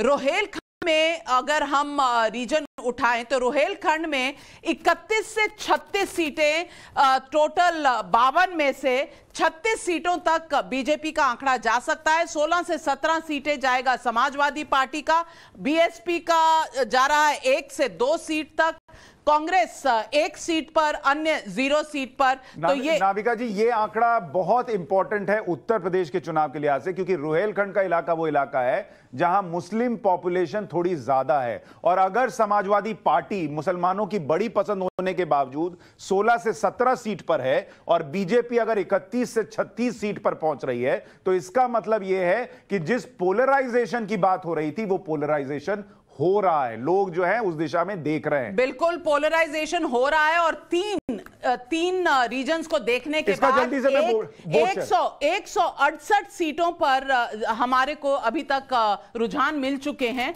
और इसमें 104 बीजेपी को और 57 समाजवादी पार्टी को। तो रोहेलखंड में अगर मुसलमान पॉपुलेशन जहां ज्यादा है वहां पर अगर समाजवादी पार्टी अपना इंप्रूव नहीं कर पाएगी तो ये गैप बढ़ता हुआ नजर आ रहा है। यहां वोट प्रतिशत भी देख लेते हैं कि किस तरीके का वोट प्रतिशत है। और यहां देखिए बीजेपी को सीधा 42.3% है, समाजवादी पार्टी को 33% है, बीएसपी 16% पर है, कांग्रेस पार्टी 5.5% पर है और अन्य 3.6% है। यानी यहां भी अगर आप देखेंगे बिल्कुल क्लियर बीजेपी को बढ़त है, करीब 9% से ज्यादा की बड़ा मार्जिन है। बिल्कुल। और घनश्याम तिवारी जी और वारिस पठान जी दोनों से मैं यह सवाल पूछना चाहूंगी। घनश्याम तिवारी जी, रोहेलखंड के एरिया में अगर समाजवादी पार्टी को सिर्फ 16 सीटें मिलेंगी और बीजेपी को यहीं पर बढ़त मिल जाएगी, तो कहीं ना कहीं आपकी स्ट्रैटेजी या आपके अनुमान से कम होगा और इसकी वजह से जो गैप है आपके और बीजेपी के बीच में ये बढ़ता हुआ नजर आ रहा है। ये आपका सर्वे ऐसा कह रहा है, लेकिन रोहिलखंड के एरिया में एक बड़ा कृषक एरिया है और वहां पर किसानों के मसले और खासकर छोटा पशु का मसला बहुत हावी है। अगर आप खाद के हिसाब से देखें तो किसानों को खाद नहीं मिल रही है, ये मसला भी हावी है। तो इसलिए ये सर्वे जिस तरीके से आपने 24,000-25,000 के आंकड़े दिए होंगे, लेकिन अभी तो शुरुआत है। अभी जैसे चलिए खाद डलवाते हैं, थोड़ी जमीन पर रोहेलखंड की खाद डलवाना बाकी है। शाजिया इल्मी जी आप क्या कहेंगे? खाद की प्रॉब्लम है, अब खाद कौन डलवाएगा? यहाँ समाजवादी पार्टी डलवाएगी या बीजेपी डलवाएगी? देखिए, चाहे खाद हो और चाहे पानी हो, उपज जो है बीज से लेकर बीज और सीज के बाद जो उपज है वो साफ जाहिर है। पहली बार ऐसा देखने में आ रहा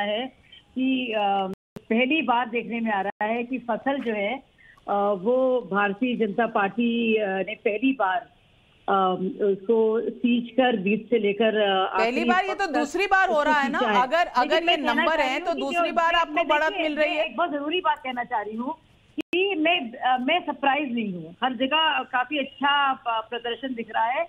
और एक तो इससे दोदिया का ओवरऑल फिलॉसफी की मैं बात नहीं कर रही हूँ, पर अगर आप देखें चाहे वो आवास योजना हो या फिर बुनियादी चीजें, चाहे वो मेडिकल कॉलेजेस हों या फिर मैट्रिक स्कूल हो या फिर सेकेंडरी स्कूल्स हो या फिर उज्ज्वला योजना हो, तो पहली बार यूपी के बाशिंदों को बाकायदा, खासतौर से जो निम्न वर्ग के लोग हों, लोअर मिडिल क्लास हो, उसको पहली बार कुछ हाथ में मिला है जो पहले कभी नहीं मिला।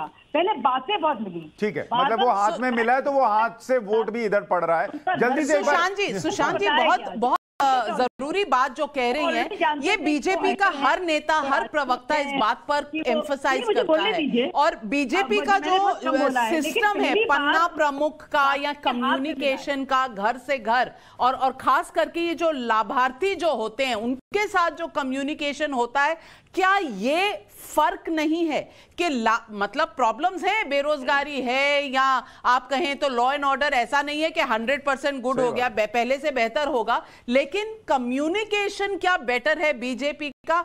घनश्याम तिवारी जी, आपके लिए ये सोचने की बात है। तो इससे पहले कि मैं दोबारा वापस लौटूं आपके पास सवाल पूछने के लिए, अगला रीजन लेते हैं, और अगला रीजन जो हमारे स्क्रीन पर आ रहा है वो अवध का रीजन है। और ये अवध का रीजन वो है जिसने इस देश को कई प्रधानमंत्री दिए हैं। 98 सीटें इस अवध रीजन में आती हैं, और बीजेपी को यहां पर, या बीजेपी गठबंधन कह लीजिए इसको, 56 से 64 सीटें हैं। समाजवादी पार्टी 31 से 33 है, लगभग आधे पर है। बीएसपी 3 से 4, कांग्रेस 2 से 3 और अन्य को 1। और ये अवध का रीजन वही है नाविका जी जिसमें आपका अयोध्या भी आ जाता है, जिसमें आपकी बड़ी बड़ी अमेठी और रायबरेली जैसी सीटें भी आ जाती हैं। तो इसलिए कांग्रेस पार्टी को सीटें कहां से आ रही होंगी ये आप अंदाजा लगा सकते हैं। लेकिन जब हम ये अभी बोल इस रहे हैं, वक्त ये अंदाजा लगाना मुश्किल है क्योंकि अमेठी की सीट जा चुकी है, और अमेठी रीजन में स्मृति ईरानी जी कांग्रेस पार्टी को अगर जीतने देंगी तो ये एक अलग स्टोरी निकलेगी। तो ये 2 या 3 सीटें कहां से आ रही है हमें अभी पता नहीं, लेकिन आइए वोट शेयर भी देखते हैं अवध रीजन का। और अगर हम इसका एवरेज देख लें, एवरेज देखें तो अभी देखते हैं, लेकिन तब तक आप वोट शेयर देखें। 39% बीजेपी का, तकरीबन 33% समाजवादी पार्टी का, 12.2 बीएसपी का, 8.5% कांग्रेस का और 7.5% अन्य का।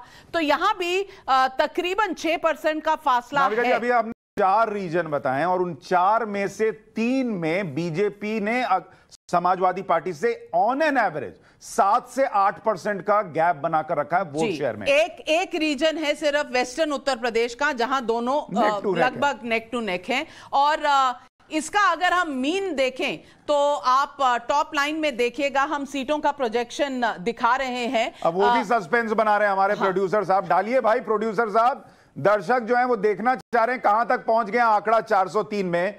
ये सब जो हैं वो सस्पेंस वाली फिल्में बनाने में उस्ताद हैं। हाँ बिल्कुल, सस्पेंस। तब तक आप जो है हमारे प्रोड्यूसर साहब को अगर कोसना चाहते हैं तो #TN भारत ओपिनियन पोल पे ट्वीट कीजिए। नहीं, कोई किसी को नहीं कोसेगा क्योंकि हम अगला रीजन ले रहे हैं अवध के बाद 5वां रीजन सेंट्रल यूपी है। यहां पर टोटल जो सीटें हैं वो हैं 35 और 20 से 22 बीजेपी, 12 से 13 समाजवादी पार्टी को, बीएसपी को 0 से 1, कांग्रेस को 1 से 2। कांग्रेस बीएसपी को मात दे रही है कई जगह में। तो कंपटीशन एक तरफ बीजेपी समाजवादी पार्टी का है और एक तरफ बीएसपी। दोनों को जो सीटें आ रही हैं वो सफाई के लिए जो मार्क्स मिलते हैं वो वाले टाइप आ रहे हैं। मैं टिप्पणी नहीं करूंगी इस पर, लेकिन एक तरफ बीजेपी और समाजवादी पार्टी के बीच में, एक तरफ बीएसपी और कांग्रेस के बीच में 3rd पोजीशन के लिए वोट शेयर देख लेते हैं। सेंट्रल यूपी का वोट शेयर क्या कह रहा है? बीजेपी को 45%, ह्यूज बढ़त है बीजेपी को यहां पर। समाजवादी पार्टी को 32%, 13% का गैप है। बीएसपी कहीं नहीं, करीब 7%, कांग्रेस 11%, अन्य को 4.2%। तो यहां अगर आप देखिएगा बीजेपी के लिए यह आंकड़ा ह्यूज है। 45% अवध रीजन में बीजेपी का वोट शेयर जा रहा है। बिल्कुल, और कम से कम शरीफ भाई अब तो डाल दीजिए, समय ज्यादा लग रहा है। अगर हम जल्दी डालें सीट्स, अब तक हमने 5 रीजन कर लिए हैं, सिर्फ एक रीजन बाकी है। और वो बहुत इंपॉर्टेंट रीजन है जो बचा हुआ है, वो है पूर्वांचल। तो उसमें हम थोड़ी देर में जाएंगे। प्रधानमंत्री नरेंद्र मोदी का अपना क्षेत्र है वाराणसी का क्षेत्र, तो उस पर जाने से पहले हम अभी इस वक्त जो नंबर एक बार जब तक नंबर आते हैं जल्दी से हम मेहमानों से एक रिएक्शन लेते हैं। ये जो हम सेंट्रल यूपी की बात कर रहे हैं आशुतोष जी, और अवध रीजन की बात कर रहे हैं, बीजेपी को बढ़त है और सेंट्रल यूपी में 45% का वोट शेयर दिख रहा है। ये किस वजह से हो सकता है अगर यही चुनावों में भी नतीजों में देखने को मिलता है? और देखिए, आप जवाब दें उससे पहले आंकड़े आ गए। 226 सीटों के रुझान हमारे पास ओपिनियन पोल के हिसाब से।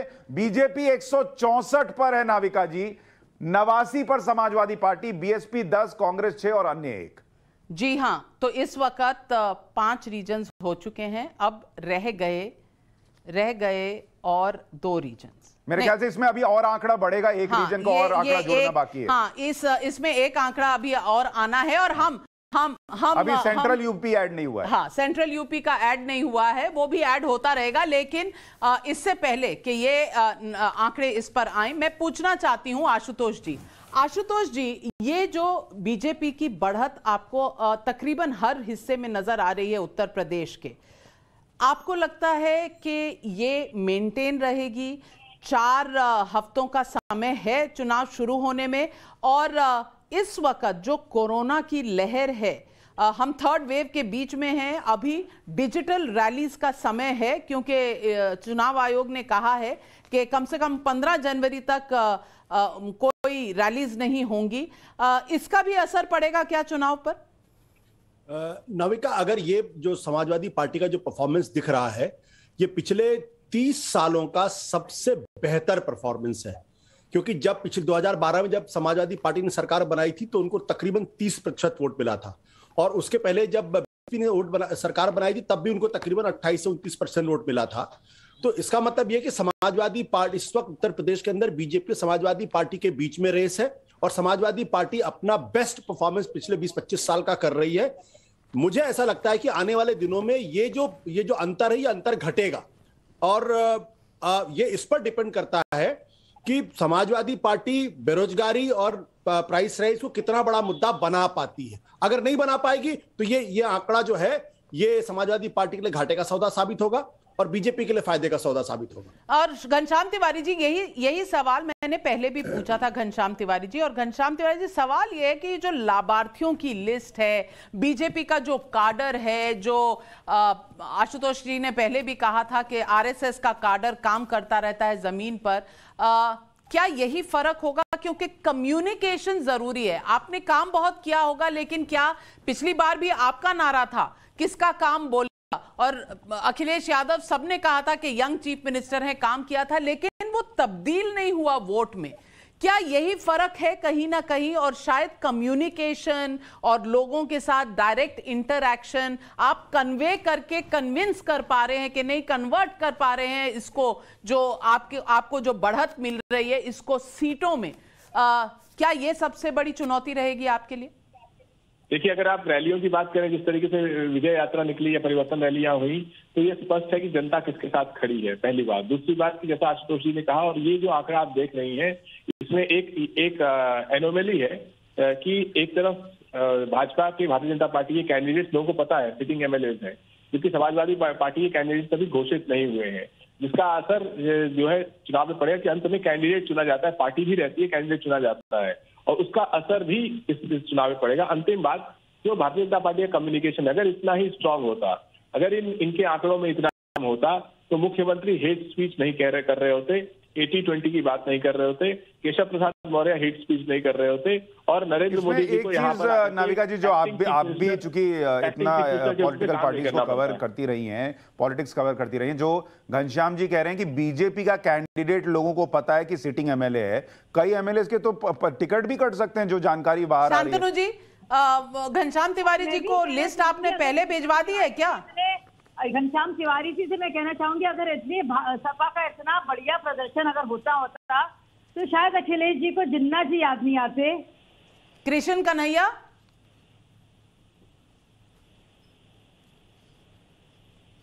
देखिए अभी कृष्ण भगवान जो हैं वो सबके सपने में आ रहे हैं, लेकिन इस वक्त बड़ी बात यह है कि ऊपर लोग आंकड़ा देखें, 301 सीटों के प्रोजेक्शन हमारे ओपिनियन पोल के मुताबिक आ चुके हैं, और अभी तक किसी को स्पष्ट बहुमत नहीं मिल पाया है। बीजेपी 185, समाजवादी पार्टी 102 सीट पर, बीएसपी 6 सीट पर, कांग्रेस 7 पर, अन्य के खाते में 1 सीट है। और नाविका जी, मुझे लगता है ये बिल्कुल परफेक्ट जगह है जब हमें ब्रेक लेना चाहिए सस्पेंस के साथ। आप सस्पेंस कर रहे हैं, क्योंकि 102 सीटों पर अभी क्या होने वाला है ये हमें पता चलेगा। हो सकता है 102 की 102 चली जाएं घनश्याम तिवारी जी की पार्टी समाजवादी पार्टी के पास, तो फिर उनको बहुमत मिल जाएगा, और अगर उसमें से कुछ चली जाएं, क्योंकि बीजेपी 203 के आंकड़े के आसपास है जो बहुमत का आंकड़ा है। क्या बीजेपी 35 साल का रिकॉर्ड तोड़ पाएगी? क्योंकि 35 सालों से कोई भी पार्टी 2 बार कंसेक्यूटिवली चुनाव नहीं जीती है। कोई मुख्यमंत्री, बैठा हुआ सिटिंग मुख्यमंत्री जो है, उसने दूसरा चुनाव नहीं जीता है। क्या योगी आदित्यनाथ ये रिकॉर्ड ब्रेक करेंगे? क्या बीजेपी 35 सालों का ये रिकॉर्ड तोड़ेगी? और क्या ये 2024 की नींव डलेगी उत्तर प्रदेश के और चुनावी नाविका जी, ब्रेक के बाद जिस पूर्वांचल के आंकड़े आ रहे हैं वो ये ध्यान रखिए कि बीजेपी दावा करती है सबसे ज्यादा विकास वहां किया है और वो प्राइम मिनिस्टर का अपना संसदीय क्षेत्र वाला भी इलाका है। तो बिल्कुल, और काशी विश्वनाथ वहां बना है और पूर्वांचल एक्सप्रेसवे वहां बना है। तो ब्रेक के बाद बहुत कुछ है, दर्शकों को रुके रहना चाहिए मुझे लगता है। बिल्कुल, दर्शक हमारा इंतजार कीजिए क्योंकि हम ले एक छोटा सा काम दे देते हैं दर्शकों को। ब्रेक पर हम जा रहे हैं, तब तक आप ट्वीट कीजिए #TN नवभारत ओपिनियन पोल पर। ये फाइनल टैली कहां जाएगी आपके हिसाब से? देखते हैं आप कितना सटीक बैठते हैं। और कौन दर्शक इस वक्त पॉलिटिकली सबसे ज्यादा अवेयर है, हम उसका इनाम भी दे देंगे। आते हैं लौटकर एक छोटे से ब्रेक के बाद।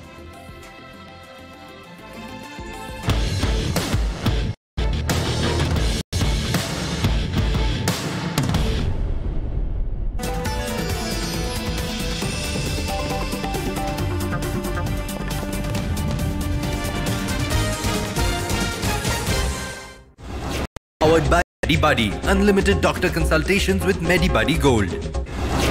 8 PM Premium Black Music CDs. तो क्या हुआ था? मैं मैड एंगल्स अचारी मस्ती खा रहा था। अचानक से फोन बजा, मैंने कहा हेलो। चुप! अचारी मस्ती खाने के बाद मुंह से हेलो नहीं निकलता है जस्सा। ऑर्डर ठीक से याद करो, मसाला वाला था या नाचोस वाला? बिंगो, मैड एंगल्स, हर फ्लेवर का एक अलग ही। प्रशांत कहाँ हो? पापा की तबीयत ठीक नहीं है। क्या? इस नए शहर में मुझे डॉक्टर का भी नहीं पता। रिलैक्स माँ, कहीं जाने की जरूरत नहीं है। हमारा दोस्त अपना बडी है ना आपके फोन पे। बडी? मेडीबडी, करोड़ों इंडियंस का भरोसा। Introducing Medibuddy gold. मिनटों में स्पेशलिस्ट डॉक्टर अनलिमिटेड कंसल्टेशन कराएं। Medibuddy, your health buddy. Download the app now.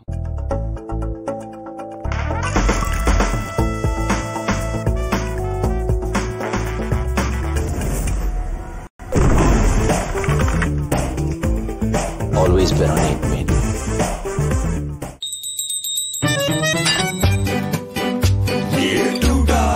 आ गया MY के लैटिक्रेट टाइल एडहेसिव। अब टाइल ना टूटेगा ना छूटेगा।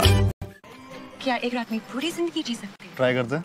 हर पल जी ले तू अभी, हर लम्हा है जिंदगी। तो कैसी रही जिंदगी? Every moment was magic.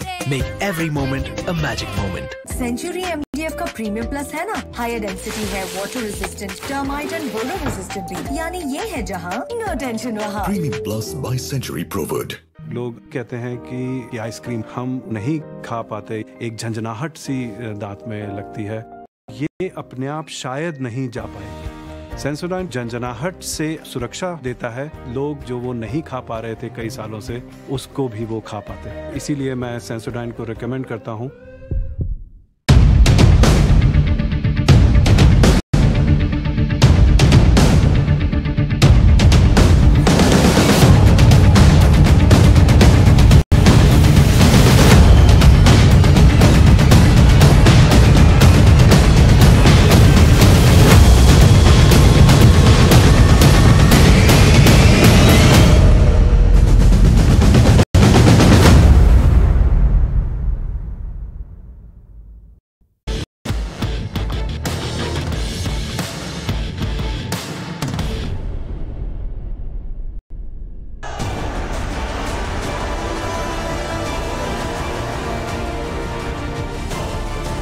कुछ लोगों की प्राथमिकता फीता काटना है,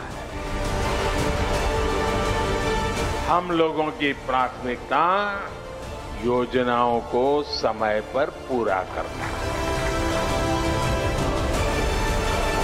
इनको उत्तर प्रदेश से कोई मतलब नहीं, गरीब से कोई मतलब नहीं, नौजवान से कोई मतलब नहीं।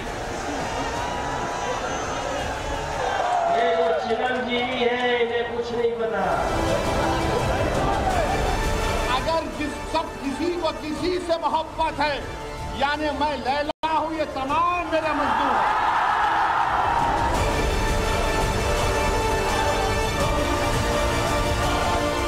तो ये सब जो कह रहे हैं कि जीतने वाले हैं, जब लड़ ही नहीं रहे हैं तो जीतेंगे कैसे? जिनको माफिया का साथ पसंद है वो माफिया की ही भाषा बोलेंगे।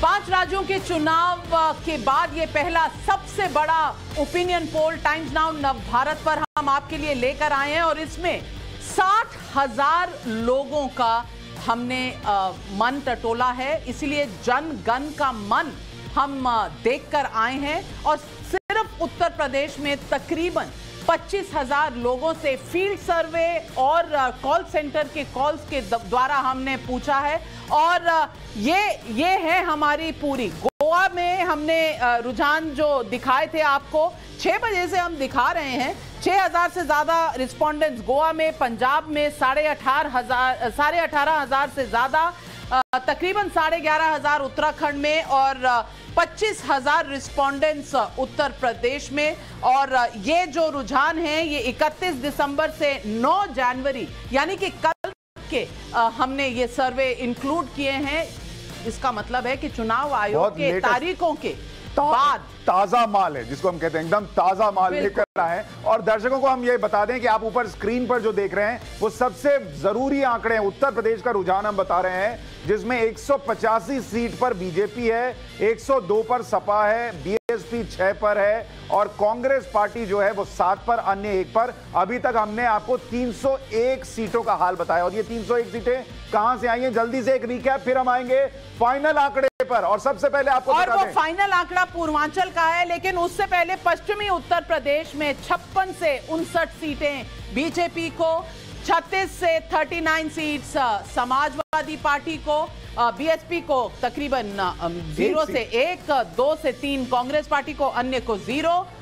ये अगला पश्चिमी यूपी का। हाँ, ये पश्चिमी इसके बाद हमने आपको तस्वीर दिखाई थी बुंदेलखंड की, जहां पर अगर आप देखेंगे तो 19 सीटें बीजेपी को, 13 से 14, 19 में से लगभग एक तरह से स्वीप है बीजेपी का। समाजवादी पार्टी 3 से 5 है, बीएसपी 1, कांग्रेस 1, अन्य का खाता नहीं खुलेगा। यह है बुंदेलखंड की तस्वीर। अगली नाविका जी। रोहेलखंड में कुल 52 सीटें हैं, 31 से 36 बीजेपी को, 16 से 17 समाजवादी पार्टी को, 1 से 2 बीएसपी को, कांग्रेस को तकरीबन 1, अन्य को 0। तो यहां भी बीजेपी अपनी बढ़त बढ़ाए हुए है और वो जो नंबर आपको 185 नजर आ रहे हैं स्क्रीन के ऊपर में, उसमें बुंदेलखंड, रोहेलखंड और पश्चिमी उत्तर प्रदेश का बहुत भारी योगदान है। इसके बाद अगला रीजन अवध, जिसमें 98 सीटें हैं। यहां बीजेपी को 56 से 64 सीटें आ सकती हैं, समाजवादी पार्टी 31 से 33, बीएसपी 3 से 4, कांग्रेस 2 से 3, अन्य 1। ये वो सीटें हैं अवध के इलाके की जिसमें आपका अयोध्या भी आता है, जिसमें रायबरेली, अमेठी भी आती है। ये वो है जिसने देश को 3-3 प्रधानमंत्री दिए हैं और अभी ये अवध जो है वो बीजेपी को 56 से 64 सीटें दे सकता है, ये हमारा ओपिनियन पोल कह रहा है। अगला रीजन जो हमने दर्शकों के सामने रखा, उत्तर प्रदेश का अगला है और इसमें कुल 35 सीटें हैं, जिसमें से 20 से 22 बीजेपी को, 12 से 13 समाजवादी पार्टी को और बीएसपी और कांग्रेस आपस में कंपटीशन कर रही हैं, 1 या 2 सीटें दोनों वो अलग चुनाव लड़ रहे हैं। हाँ, उनका चुनाव एक तरफ से जीतने का उनके बीच में है, समाजवादी पार्टी और बीजेपी के बीच में, और दूसरी तरफ से तीसरे नंबर के लिए जो कंपटीशन है वो बीएसपी और कांग्रेस के बीच में। तो ये सेंट्रल यूपी है और इसके बाद आने वाला है पूर्वांचल। और वो पूर्वांचल ये तय करेगा कि बीजेपी को जो 203 सीटें चाहिए, 202 सीटें चाहिए उत्तर प्रदेश में सरकार बनाने के लिए। 403 है तो मेरे ख्याल से 202, हाफ वे मार्क से ऊपर। हाँ, 203 हो। 203 तो 203 बीजेपी को आएगा या नहीं? आधा तो नहीं ले सकते ना तो इसीलिए 203 सीटें चाहिए और 203 सीटों के लिए पूर्वांचल में क्या होने वाला है? क्या समाजवादी पार्टी को सारी 102 सीटें मिल जाएंगी और वो सरकार बना पाएंगे, बहुमत मिल पाएगा, या बीजेपी ले जाएगी रेस? ये सवाल बन रहा है इस वक्त। और आइए देखते हैं पूर्वांचल के नंबर। पूर्वांचल के नंबर आपके स्क्रीन पर। 51 से 59 सीटें बीजेपी की, तकरीबन 102 सीटें हैं इस एरिया में। 38 से 44 समाजवादी पार्टी की, 4 से 5 बीएसपी की, कांग्रेस की 0 से 1 और अन्य की 0 से 2। तो यहां पर आंकड़ा पार हो जाता है और मुझे लगता है इस वक्त 403 सीटों में से 240 सीट पर बीजेपी, यानी स्पष्ट बहुमत से बहुत आगे 240 पर बीजेपी जाती हुई दिख रही है। 143 पर समाजवादी पार्टी। पिछले बार से प्रदर्शन अच्छा, लेकिन स्पष्ट बहुमत से बहुत दूर। ऑलमोस्ट 3 गुना। बीएसपी 10 पर, कांग्रेस 8 पर और अन्य जो है वो 2 सीटें हासिल कर सकती है उत्तर प्रदेश में। ये फाइनल टैली उत्तर प्रदेश की रह सकती है। लेकिन जल्दी से एक बार पूर्वांचल का हम वोट प्रतिशत भी दर्शकों को दिखा दें। और वो वोट प्रतिशत कह रहा है कि बीजेपी को करीब 38%, समाजवादी पार्टी को 35%, बीएसपी को करीब 13%, कांग्रेस को 7.3% और अन्य को 7%। नाविका जी, ये बहुत इंपॉर्टेंट है कि जिस पूर्वांचल में प्रधानमंत्री की लोकसभा सीट है, जिस पूर्वांचल में बीजेपी का दावा है कि हमने भयंकर काम किया, वहां बीजेपी और समाजवादी पार्टी के बीच नेक टू नेक है वोट प्रतिशत के लिहाज से। धर्म और कर्म की भूमि है पूर्वांचल, क्योंकि धर्म के नाम पर काशी विश्वनाथ का जो कॉरिडोर बना है और कर्म के नाम पर जो एक्सप्रेसवे बने हैं और वहां बुनकरों में जो वहां पर एम्प्लॉयमेंट हुई है, जिस तरह से काम हुआ है, बीजेपी इसकी काफी बात करती है और लोगों के पास जाती है। लाभार्थियों को बहुत कुछ मिला है, लंबी लिस्टें हैं। ये सब हुआ है पूर्वांचल में। तो ये नंबर आपको नजर आ रहे हैं स्क्रीन पर। 240 सीटों पर बीजेपी, 143 सीटों पर है समाजवादी पार्टी, 10 पर बीएसपी, 8 पर कांग्रेस और 2 अन्य को जाती है। और आज हमारे साथ जो मेहमान जुड़ रहे हैं, आइए उनसे आपको मिलवा दें। डॉक्टर सुधांशु त्रिवेदी, राज्यसभा के मेंबर है बीजेपी के। हमारे साथ हर्षवर्धन त्रिपाठी जी हैं, वरिष्ठ पत्रकार। हमारे साथ संजीव श्रीवास्तव जी भी हैं, वरिष्ठ पत्रकार। और डॉक्टर अजीज खान समाजवादी पार्टी से हमारे साथ जुड़ रहे हैं। सुधांशु त्रिवेदी जी, सबसे पहले तो मैं आपको पूछूंगी कि क्या 35 साल का रिकॉर्ड तोड़ने का इरादा और जो सपना है बीजेपी का, वो योगी आदित्यनाथ पूरा कर कर दिखाएंगे? देखिए नाविका जी, मैं इसमें एक और थोड़ा कर देता हूं। 1962 से विद एन एक्सेप्शन ऑफ 1985 कभी यूपी में सरकार रिपीट नहीं हुई। 67 में नहीं रिपीट हुई, 73 में रिपीट नहीं हुई, 77 में रिपीट नहीं हुई, 80 में रिपीट नहीं हुई। इंदिरा जी की लहर के में 85 में रिपीट हुई थी। तो हमने, चिंता मत करिए, मगर 70 साल में किसी पार्टी को 350 सीटें नहीं मिली। केंद्र में भी 30 साल के बाद स्पष्ट बहुमत मिला था और कभी इंदिरा जी भी लगातार 2 बार चुनाव जीतकर सत्ता में उससे बेहतर चुनाव जीत कर नहीं आई थी। मोदी जी ने 2 बार लगातार स्पष्ट बहुमत पाया। आप चिंता मत करिए, 70 साल के अनेक रिकॉर्ड भारतीय जनता पार्टी ने बनाए हैं और उत्तर प्रदेश में भी जो परंपरागत वर्जनाएं हैं उन्हें तोड़ने का कार्य, चाहे जातिवाद हो, भ्रष्टाचार हो, परिवारवाद हो, अल्पसंख्यकवाद हो, कि अमुक के सपोर्ट के बगैर सरकार नहीं बन सकती, उनकी कृपा के बगैर। लेकिन सुधांशु जी, हमारे स्क्रीन पर ये 240 का जो स्पष्ट बहुमत से ऊपर है, ये देखकर आपको खुशी हो रही है या आपको इस बात का दुख भी हो रहा है कि हम तो 300 के ऊपर सोच रहे हैं, ओपिनियन पोल 240 ही दे रहा है? देखिए, यहां पे जो मैं आपकी बात कहना चाहूंगा, जितने भी ओपिनियन पोल्स पिछली बार भी रहे थे, उन्होंने जो हमें प्रोजेक्ट किया, आज तक जब से ओपिनियन पोल्स आने शुरू हुए 25-26 साल से, 2004 का केंद्र का चुनाव, लोकसभा का चुनाव और दिल्ली विधानसभा के चुनाव जो 2013 का था, उनको छोड़ दें तो सामान्यतः जितना भाजपा को प्रोजेक्ट किया जाता है, अंततः हम उससे कहीं बेहतर करने में सफल होते हैं। यहां भी जो आपने लिया है, तो समाजवादी पार्टी तो पूरे पीक पे है ना, उनके नेता है अखिलेश जी, वो पूरी तरीके से मैदान में उतर चुके हैं। हमारा तो अभी पीक आया नहीं है। और दूसरी बात आप ये समझ लीजिए, अभी टिकट का वितरण होगा तो छोटे छोटे जिन दलों के साथ उन्होंने समझौता किया हुआ है, अभी टिकट के समय पर समझ में आएगा किसकी कितनी संख्या भारी। तो वो तो आपके यहाँ भी समझ आएगा, क्योंकि आपके साथ भी कुछ छोटे दल हैं, लेकिन इस वक्त वक्त हमारे साथ जुड़ रहे हैं, डॉक्टर अजीज खान आपके पास आऊंगी, पर हमारे साथ इस वक्त जुड़ रहे हैं बीजेपी के उत्तर प्रदेश के अध्यक्ष स्वतंत्र देव जी। नमस्कार। और इस वक्त बीजेपी को पूर्ण बहुमत मिल रहा है, 240 सीटों का प्रोजेक्शन है हमारे टाइम्स नाउ नव भारत के ओपिनियन पोल पर। तो स्वतंत्र देव जी, आपसे ये पूछना चाहती हूं मैं कि 240 आपके अनुमान से कम है या इस बात की आपको संतुष्टि है, खुशी है कि आप 35 साल पुराना रिकॉर्ड तोड़ने जा रहे हैं और योगी आदित्यनाथ पहले ऐसे मुख्यमंत्री होंगे जो दोबारा चुनकर आने का कम से कम इस वक्त उम्मीद रखते हैं?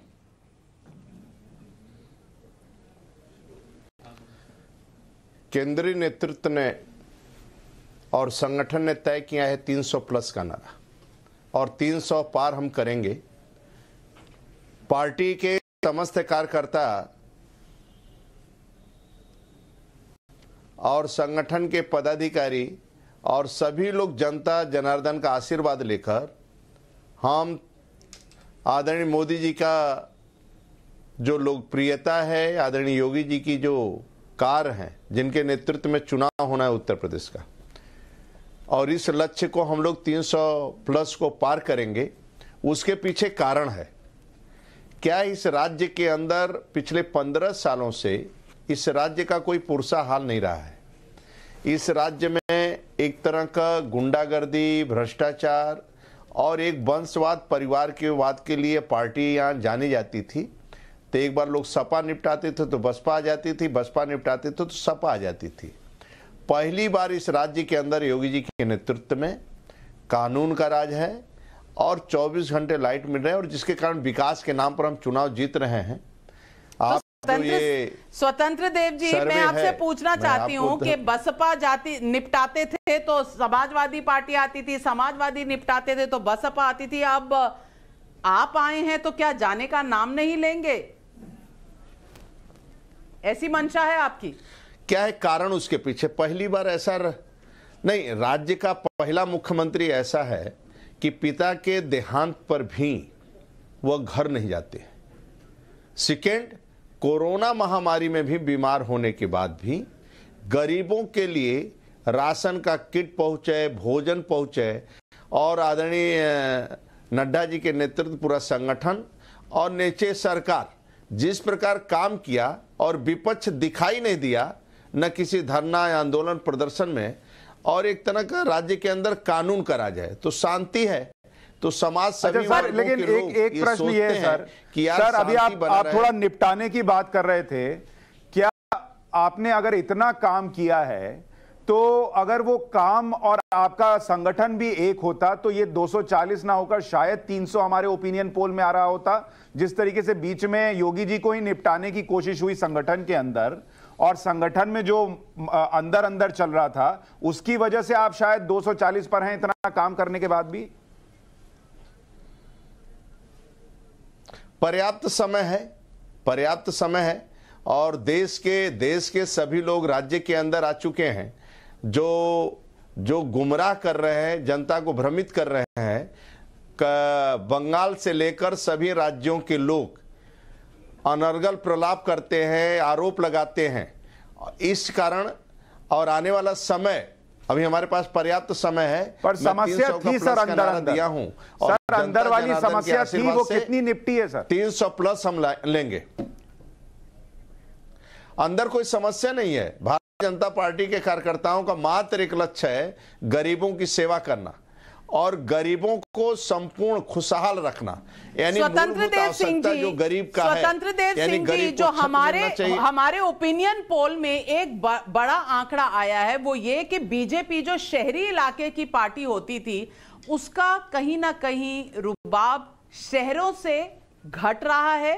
हाँ, ग्रामीण इलाकों में आपका बढ़ रहा है, लेकिन मिडिल क्लास की पार्टी थी, वो शायद कहीं ना कहीं जो आपके साथ एक आकर्षण बना हुआ था मिडिल क्लास का, वो घटता हुआ शहरी इलाकों में नजर आ रहा है। क्या ये एक चिंता का विषय रहेगा बीजेपी के लिए?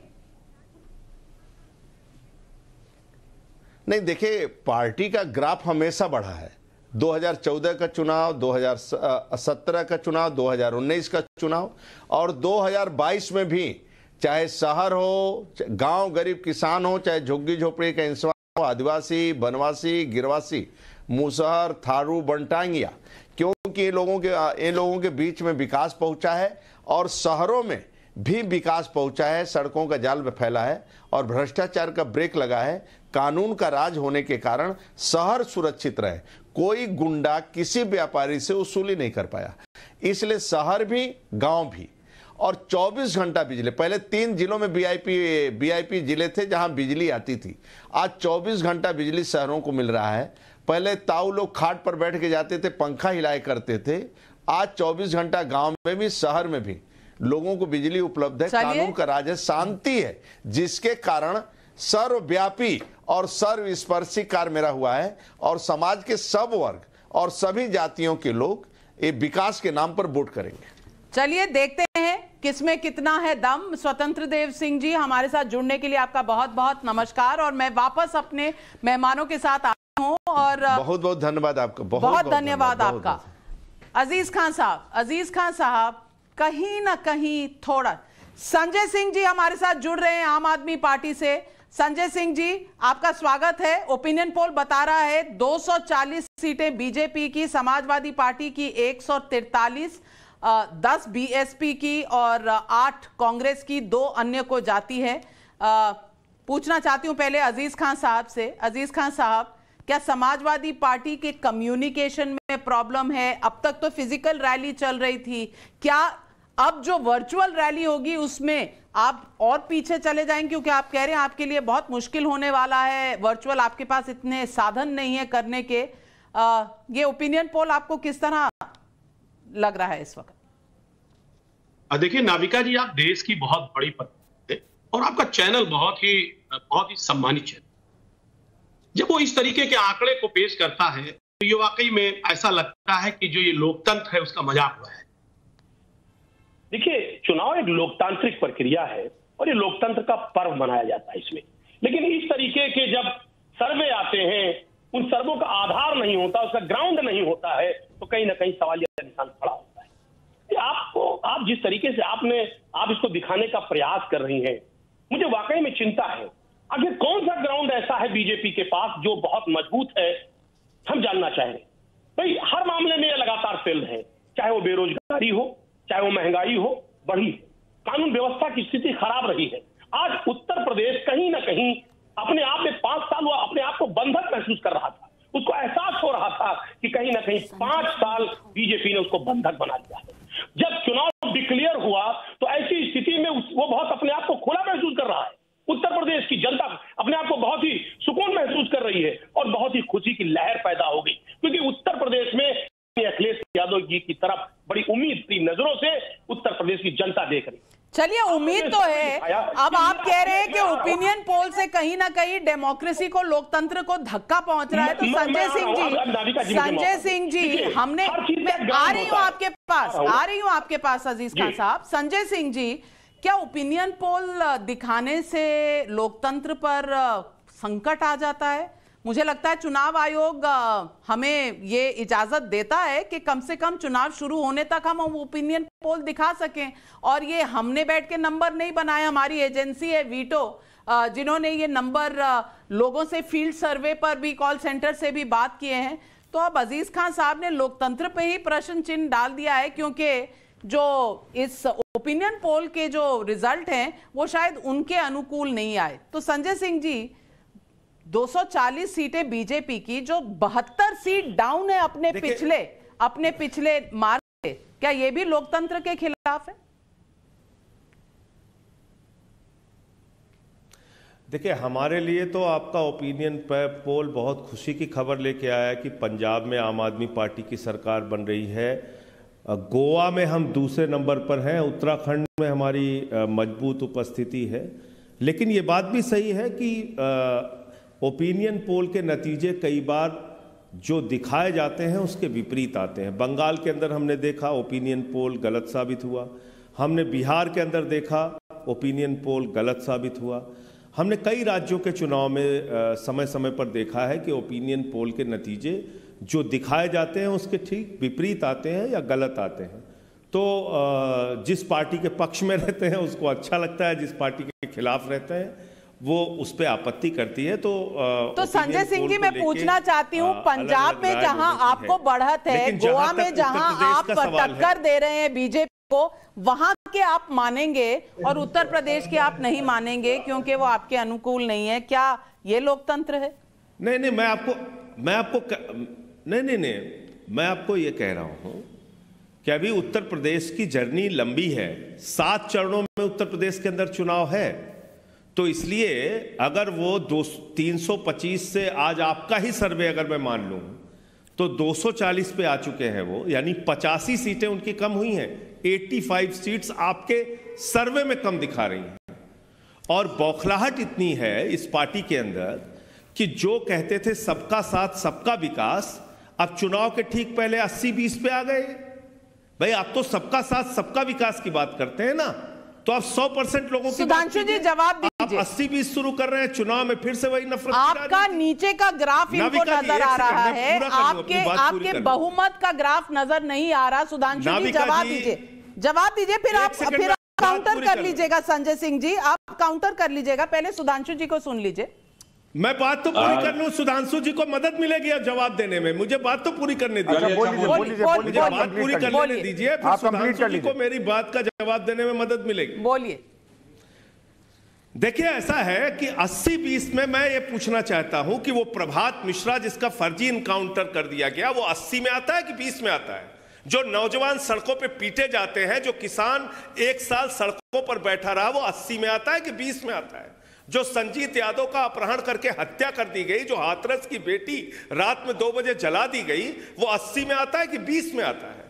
तो ये जो आप लोग चुनाव के समय में अपनी हार के डर से, बौखलाहट के कारण एक नकली बहस चुनाव में पैदा करते हैं, ये मेरे ख्याल से ठीक नहीं है। आप शिक्षा पे बात कीजिए, स्वास्थ्य पे बात कीजिए, बिजली पानी पे, किसान के मुद्दे पे बात कीजिए, महिला सुरक्षा के सवाल पे बात कीजिए।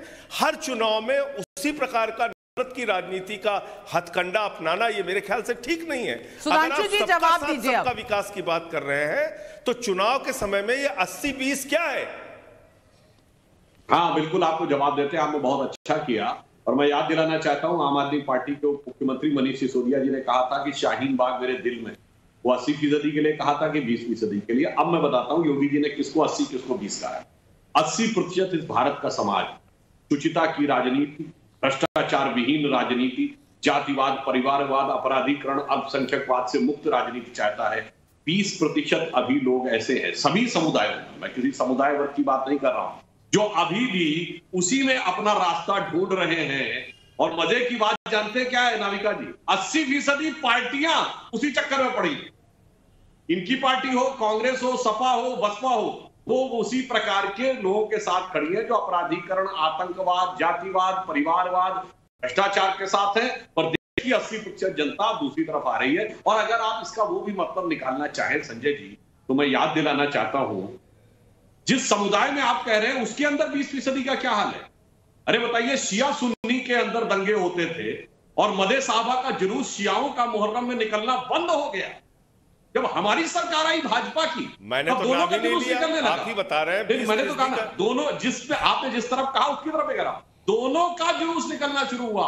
तो कोई भी समुदाय हो, कोई भी वर्ग हो, सामंजस्य, सौहार्द हम ही उत्पन्न करके रखते हैं। इसीलिए योगी जी ने कहा कोई हमें समर्थन दे या ना दे, जिस दिन हमारी सरकार बनेगी दोबारा, हम फिर सबका साथ सबका विकास, जैसे अभी सबको दिया है वही सबको दे। संजय जी, इसमें एक प्रश्न है कि इसी सर्वे में आप भी देख रहे हैं कि आपकी पार्टी पंजाब में बड़ा अच्छा परफॉर्म कर रही है, उत्तराखंड में भी उसकी सीटें आना बड़ा अच्छा संकेत है कि भाई उत्तराखंड में आप नई पार्टी हैं लेकिन आपकी वो सीटें आ रही हैं।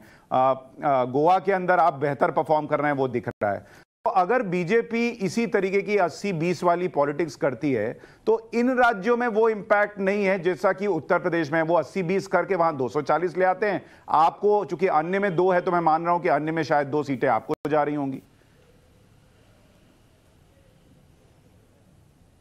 नहीं, देखिए मैं तो ये कह रहा हूं कि 240 सीटें अगर इनकी आपके सर्वे के हिसाब से भी मान ली जाए तो 17 से अब 85 सीट इनकी कम हो रही है कि नहीं हो रही है आपके सर्वे के हिसाब से? यानी इनकी लोकप्रियता घटी है। अब चुनाव के नतीजे आते आते 7 चरणों में उत्तर प्रदेश में चुनाव है, ये कहां जाके रुकेंगे, ये 240 का 140 हो जाएगा या उससे नीचे जाएगा, ये तो वक्त बताएगा ना। अभी आपके संजय जी ये उल्टा कह रहे हैं, संजय जी ये लोग कह रहे हैं कि अभी हमारा कैंपेन पीक पे नहीं गया, ये और बढ़ेगा।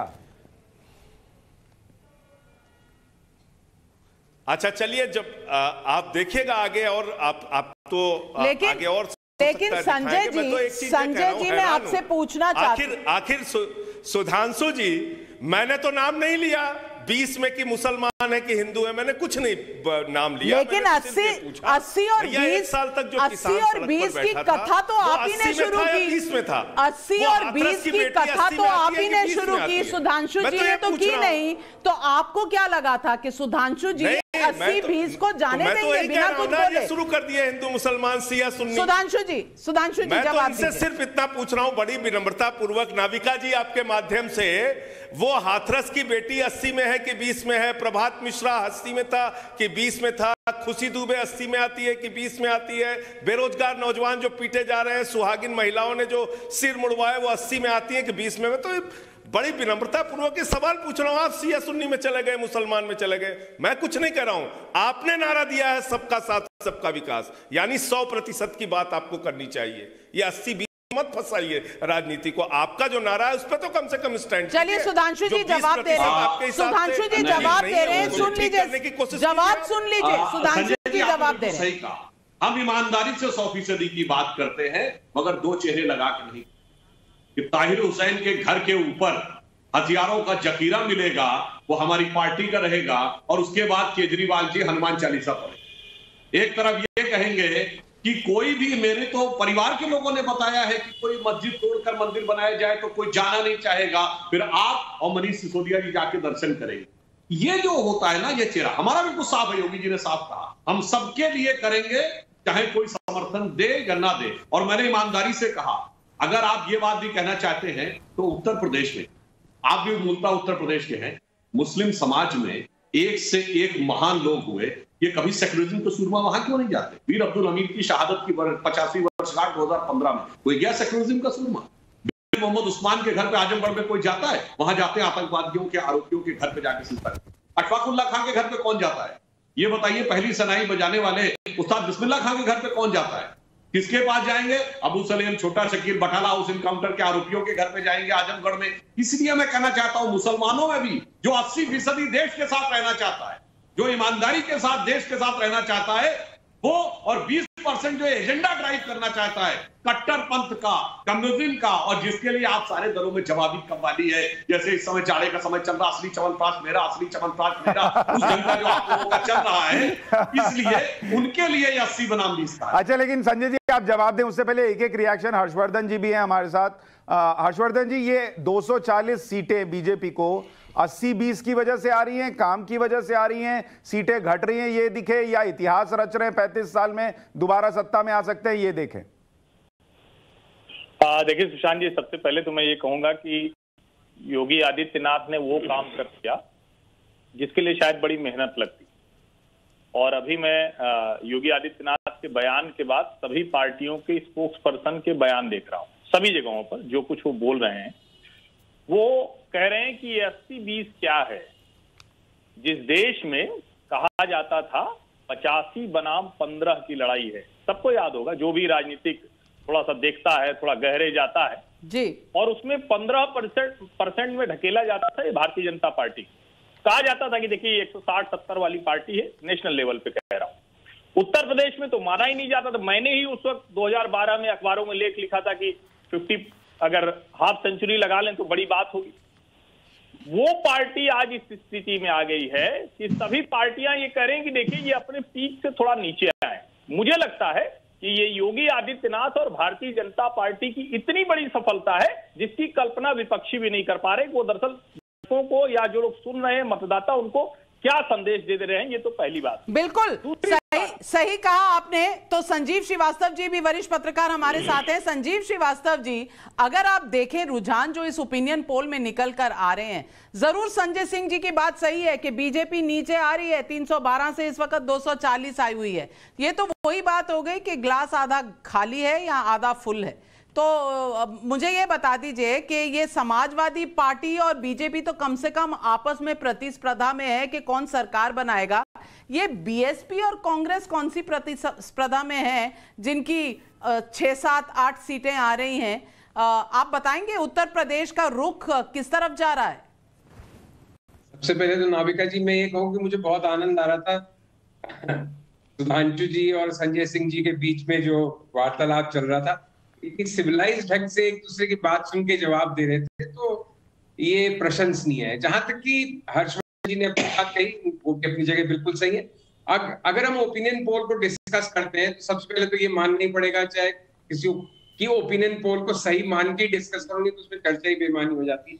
अगर ये ओपिनियन पोल सही है तो इससे कई मैसेज निकल रहे हैं। एक तो मैसेज जैसे आप कह रही हैं कि ये लार्जली 2 घोड़ों की दौड़ है, समाजवादी पार्टी और बीजेपी को आगे बताया जा रहा है, समाजवादी पार्टी नंबर 2 पे और तीसरे चौथे नंबर पे कांग्रेस के बीच में संघर्ष है। अगर हम नॉन बीजेपी वोट को, जो मुझे एक दिलचस्पी है एज एन एनालिस्ट कि चुनाव आते आते क्या नॉन बीजेपी वोट कंसोलिडेट होता है, क्योंकि वो करीब 55 से 60% जा रहा है आपके आंकड़ों के अनुसार, और बीजेपी का वोट 41-42% पे है, तो क्या नॉन बीजेपी वोट कंसोलिडेट होगा या कोई कारण नहीं है कि होए, बीएसपी का वोट उसके पास रहेगा, कांग्रेस को कांग्रेस ही वोट देंगे, तो बीजेपी निश्चित रूप से इस 2 हॉर्स रेस में आगे हो जाएगी। अगर नॉन बीजेपी वोट कंसोलिडेट होता है तो ये नतीजे संजय सिंह जी बताएंगे कंसोलिडेट होगा कि नहीं, क्योंकि गोवा में भी जहां आपके शो में 1-2 घंटे में एक बार तो आप सवाल पूछती है, बात तो खत्म होने दीजिए, फिर आप अपने पॉलिटिकल गेस्ट के पास। मुझे लगा आपको इतनी अच्छी लग रही थी बातें संजय सिंह जी की और त्रिवेदी जी की, तो मैं वो आपको दोबारा सुनवा देती। मेरी बात समाप्त करके अनपॉपुलर डिमांड। अगर नेक्स्ट बस इतनी सी बात है कि अगर ये सर्वे में हम बीजेपी का नंबर सही मानते हैं तो जो एक योगी आदित्यनाथ जी के नेतृत्व को लेके जिस तरह की चर्चा थी कि दिल्ली और लखनऊ में नहीं बिल्कुल पटरी बैठ रही है, लखनऊ के अंदर भी कई पेच है, पीएमओ से भी कोई गए मंत्री बने, सीनियर एमएलए बने, अगले चुनाव के कैंडिडेट है, तो अगर ये सब आपका जो आंकड़ा है वो 227 से 252 या 240 कुछ ऐसा फिगर दे रहा है, मैं कह रहा हूं अगर ये 225-230 के पास गई तो जिसे सिन्हा साहब कह रहे थे कि योगी जी को निपटाने की कोशिश हुई, तो अगर 225 में पार्टी रहती है तो सरकार चाहे बीजेपी की बने लेकिन योगी जी तो निपट जाएगी। चलिए ये आपका अनुमान है, सुधांशु जी से इसकी बात पूछेंगे, लेकिन संजय सिंह जी ये जो 80-20 की बात है ये आपने शुरू की थी, त्रिवेदी जी ने शुरू नहीं की थी, लेकिन सवाल जो मैं आपसे पूछना चाहती हूं कि ये शाहीन बाग जो दिल से आपके नाता रखता था आम आदमी पार्टी के, वो अयोध्या में पहुंच गया मत्था टेकने वहां पर जहां मंदिर बन रहा है, तो ये बदलाव कैसे आया? 80 की वजह से या 20 की वजह से? देखिए नाविका जी मुझे कई बार ये लगता है कि आप लोगों की याददाश्त मनीष सिसोदिया और अरविंद केजरीवाल के मामले में तो बिल्कुल मेधावी छात्र की तरह रहती है। सुधांशु जी की भी याददाश्त मनीष सिसोदिया और अरविंद केजरीवाल के मामले में बिल्कुल मेधावी छात्र की रहती है, लेकिन वो भूल जाते हैं कि इनके खुद के मुख्यमंत्री आदित्यनाथ जी ने कहा बजरंग बली जी आदिवासी हैं, दलित हैं, भगवान की भी जाति खोजते हैं ये लोग। इनके उप मुख्यमंत्री दिनेश शर्मा जी ने कहा सीता मैया दुनिया की पहली टेस्ट ट्यूब बेबी थी। इतने अपमानजनक शब्दों का प्रयोग ये लोग करते हैं। ये धर्म की बात करेंगे, सीता मैया दुखी हैं भाजपा के काम से, सारा पैसा खा गए मेरे पति के नाम से। 16.5 करोड़ रुपए 5 मिनट में कमाया नाविका जी इन्होंने। 2 करोड़ की जमीन 18.5 करोड़ में ट्रस्ट और बीजेपी के लोगों ने खरीदने का काम किया। ये धर्म की बात करेंगे। ये मंदिर के गेटकीपर बन गए हैं। ये तय करेंगे कि कब मनीष सिसोदिया जाए। सुधांशु जी से इसका जवाब लूंगी, 1 मिनट सुशांत जी, इसका जवाब सुधांशु जी से जरूर लूंगी, लेकिन इस वक्त हमारे साथ जुड़ रहे हैं उत्तर प्रदेश के कैबिनेट के मंत्री सिद्धार्थ सिंह जी। मैं लौट कर आ रही हूं संजय सिंह जी, एक दिन तो थोड़ा सा समय हमारे को दे दीजिए सुधांशु जी के साथ, आपकी अच्छी चल रही है इस वक्त जुगलबंदी, 1 मिनट दे दीजिए, मैं लौट कर आ रही हूं आपके पास। सिद्धार्थनाथ सिंह जी हमारे साथ जुड़ रहे हैं। सिद्धार्थनाथ सिंह जी नमस्कार। और इस वक्त जो opinion poll times now Navbharat पर नंबर दिखा रहा है उसमें 240 मिल रहे हैं बीजेपी को, 143 समाजवादी पार्टी को, बीएसपी और कांग्रेस में नंबर 3 की लड़ाई जारी है। लेकिन 2 घोड़ों की रेस है ये उत्तर प्रदेश की इलेक्शन। और सबसे बड़ा जो लोगों को दिख रहा है, ये नहीं दिख रहा कि आप 35 साल का रिकॉर्ड कायम करने जा रहे हैं, उसको तोड़ने जा रहे हैं। योगी आदित्यनाथ को बहुमत मिलेगा अगर तो, लेकिन लोग ये कह रहे हैं कि आपकी 72 सीटें कम हो गई, 312 से 240। देखिए नाविका जी, कुछ तो उनको समझना चाहिए ना, अपनी भी इज्जत बचाने का। तो जहां पे उनको बोलना नहीं है वो दूसरा बोलेंगे आपके ओपिनियन पोल पे। और मेरा हमेशा ये मानना है, जब एंटी इनकम्बेंट गवर्नमेंट होती है, जो सरकार रह चुकी है उसके फिर से जाती है चुनाव में, और वो फिर जब जाती है और आपके ओपिनियन पोल्स, और एक ही नहीं अन्य ओपिनियन पोल्स ये दिखाते हैं कि आपको बढ़त मिल रही है, आप सरकार बनाने जा रहे हैं, तो वो एक ट्रेंड बनता है। वो ट्रेंड जब तक कि चुनाव पूरा समाप्त होता है, क्योंकि ये 7 फेज का है, तो ये एक वेव बनती है और फिर वो जाके उसी आंकड़े के आसपास हो जाता है। नहीं, दूसरी तरफ भी जा सकता है। अगर ये वेव कम होने की है तो शायद कम कर जाए आपको, ये क्यों नहीं सोचते? देखिए, मैं इसका भी आपको देता हूं और संजीती से उसका जवाब भी देता हूं कि आपके जो भी ओपिनियन पोल है, मैंने पीछे भी देखा है, और ये जाके यहीं के आसपास अटके हैं। कोई भी ओपिनियन पोल ने ये नहीं कहा कि आप 200 के नीचे आ गए हैं। आपका जो ओपिनियन पोल है ये इसी के इर्द गिर्द घूमता रहा, 225 और उसके प्लस ही चलता रहा। तो इसलिए मैं कह रहा हूं ये एक चुनाव के पहले का है, और जब शुरू होएगा, पोलिंग शुरू होएगी, तो ये आगे बढ़ते बढ़ते आपको ये 300 के आसपास। सिद्धार्थ जी, इसमें एक चीज का अगर चूंकि देखिए आपको 240 सीटें, तो मैं उम्मीद कर रहा हूं कि ये ओपिनियन पोल आप सही मान रहे होंगे, इसलिए मैं पूछ रहा हूं कि 240 सीटें तो जो आ रही हैं वो आपको आपके काम की वजह से आ रही हैं, जो 72 घट रही हैं उसकी क्या वजह हो सकती है? ये आप कोई एनालिसिस अभी करने की स्थिति में, और कहां उसको ठीक करें? तो वो मैं इस पे कोई एनालिसिस बहुत नहीं करूंगा, मगर एक जो सिफोलॉजी कहता है कि एंटी इनकम्बेंसी जो होती है वो 2 प्रकार की होती है। एक सरकार के ऊपर होती है और दूसरी एक होती है जो सिटिंग एमएलएस होती हैं। शायद आपका जो ओपिनियन पोल है वो इस एंगल को भी शायद देखा या नहीं देखा, मैं नहीं कह सकता। मुझे लगता है कि अभी कैंडिडेट्स डिक्लेयर नहीं हुए हैं। कैंडिडेट्स जब डिक्लेयर होंगे तो शायद ये जो विधायकों के ऊपर है वो चेंज होता हुआ दिखेगा, तो ये सब चीजें आपको और अच्छी दिखेंगी।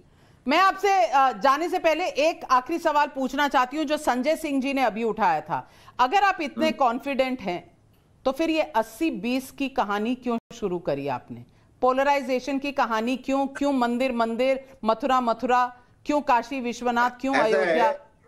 अब जिनके घर जाके चाय पीते हैं मित्र संजय सिंह जी, तो उनसे ही पूछ लेते जिन्ना जिन्ना क्यों करने चले थे। और पिछली सरकार में वो जो है वो कब्रिस्तान बनाने क्यों चले थे। तो आज हम खुल के कह रहे हैं, हमारा तो सबका साथ सबका विकास है, और हम खुल के कहते हैं कि हम बना रहे हैं काशी धाम, बना रहे हैं, हम बना रहे हैं अयोध्या का, मगर मंदिर तो जो है वो संविधान जो कहता है उसके तहत है।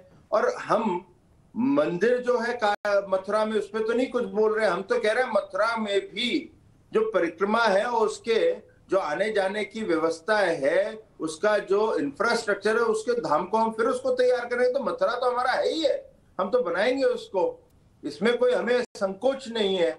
लेकिन जो 20% की वो लड़ाई लड़ना चाहते हैं वो थोड़ा सा समझ लें। सिद्धार्थ जी, वो मथुरा आपने 5 साल में नहीं बनाया और अब चुनाव के पहले बनाने की बात है, इसलिए लोग सवाल पूछ रहे हैं। ऐसा नहीं है, आप इसमें गलत, थोड़ा सा सिन्हा साहब थोड़ा सुन लें।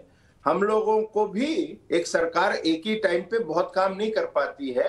काशी में लगे थे, अयोध्या में लगे थे, मुख्यमंत्री जी 17 दफे मथुरा गए हैं, मथुरा का ब्लूप्रिंट पूरा तैयार हो गया है, उस पे काफी जो कैबिनेट के डिसीजंस है वो हो भी चुके हैं, तो उसको भी तो देखिए।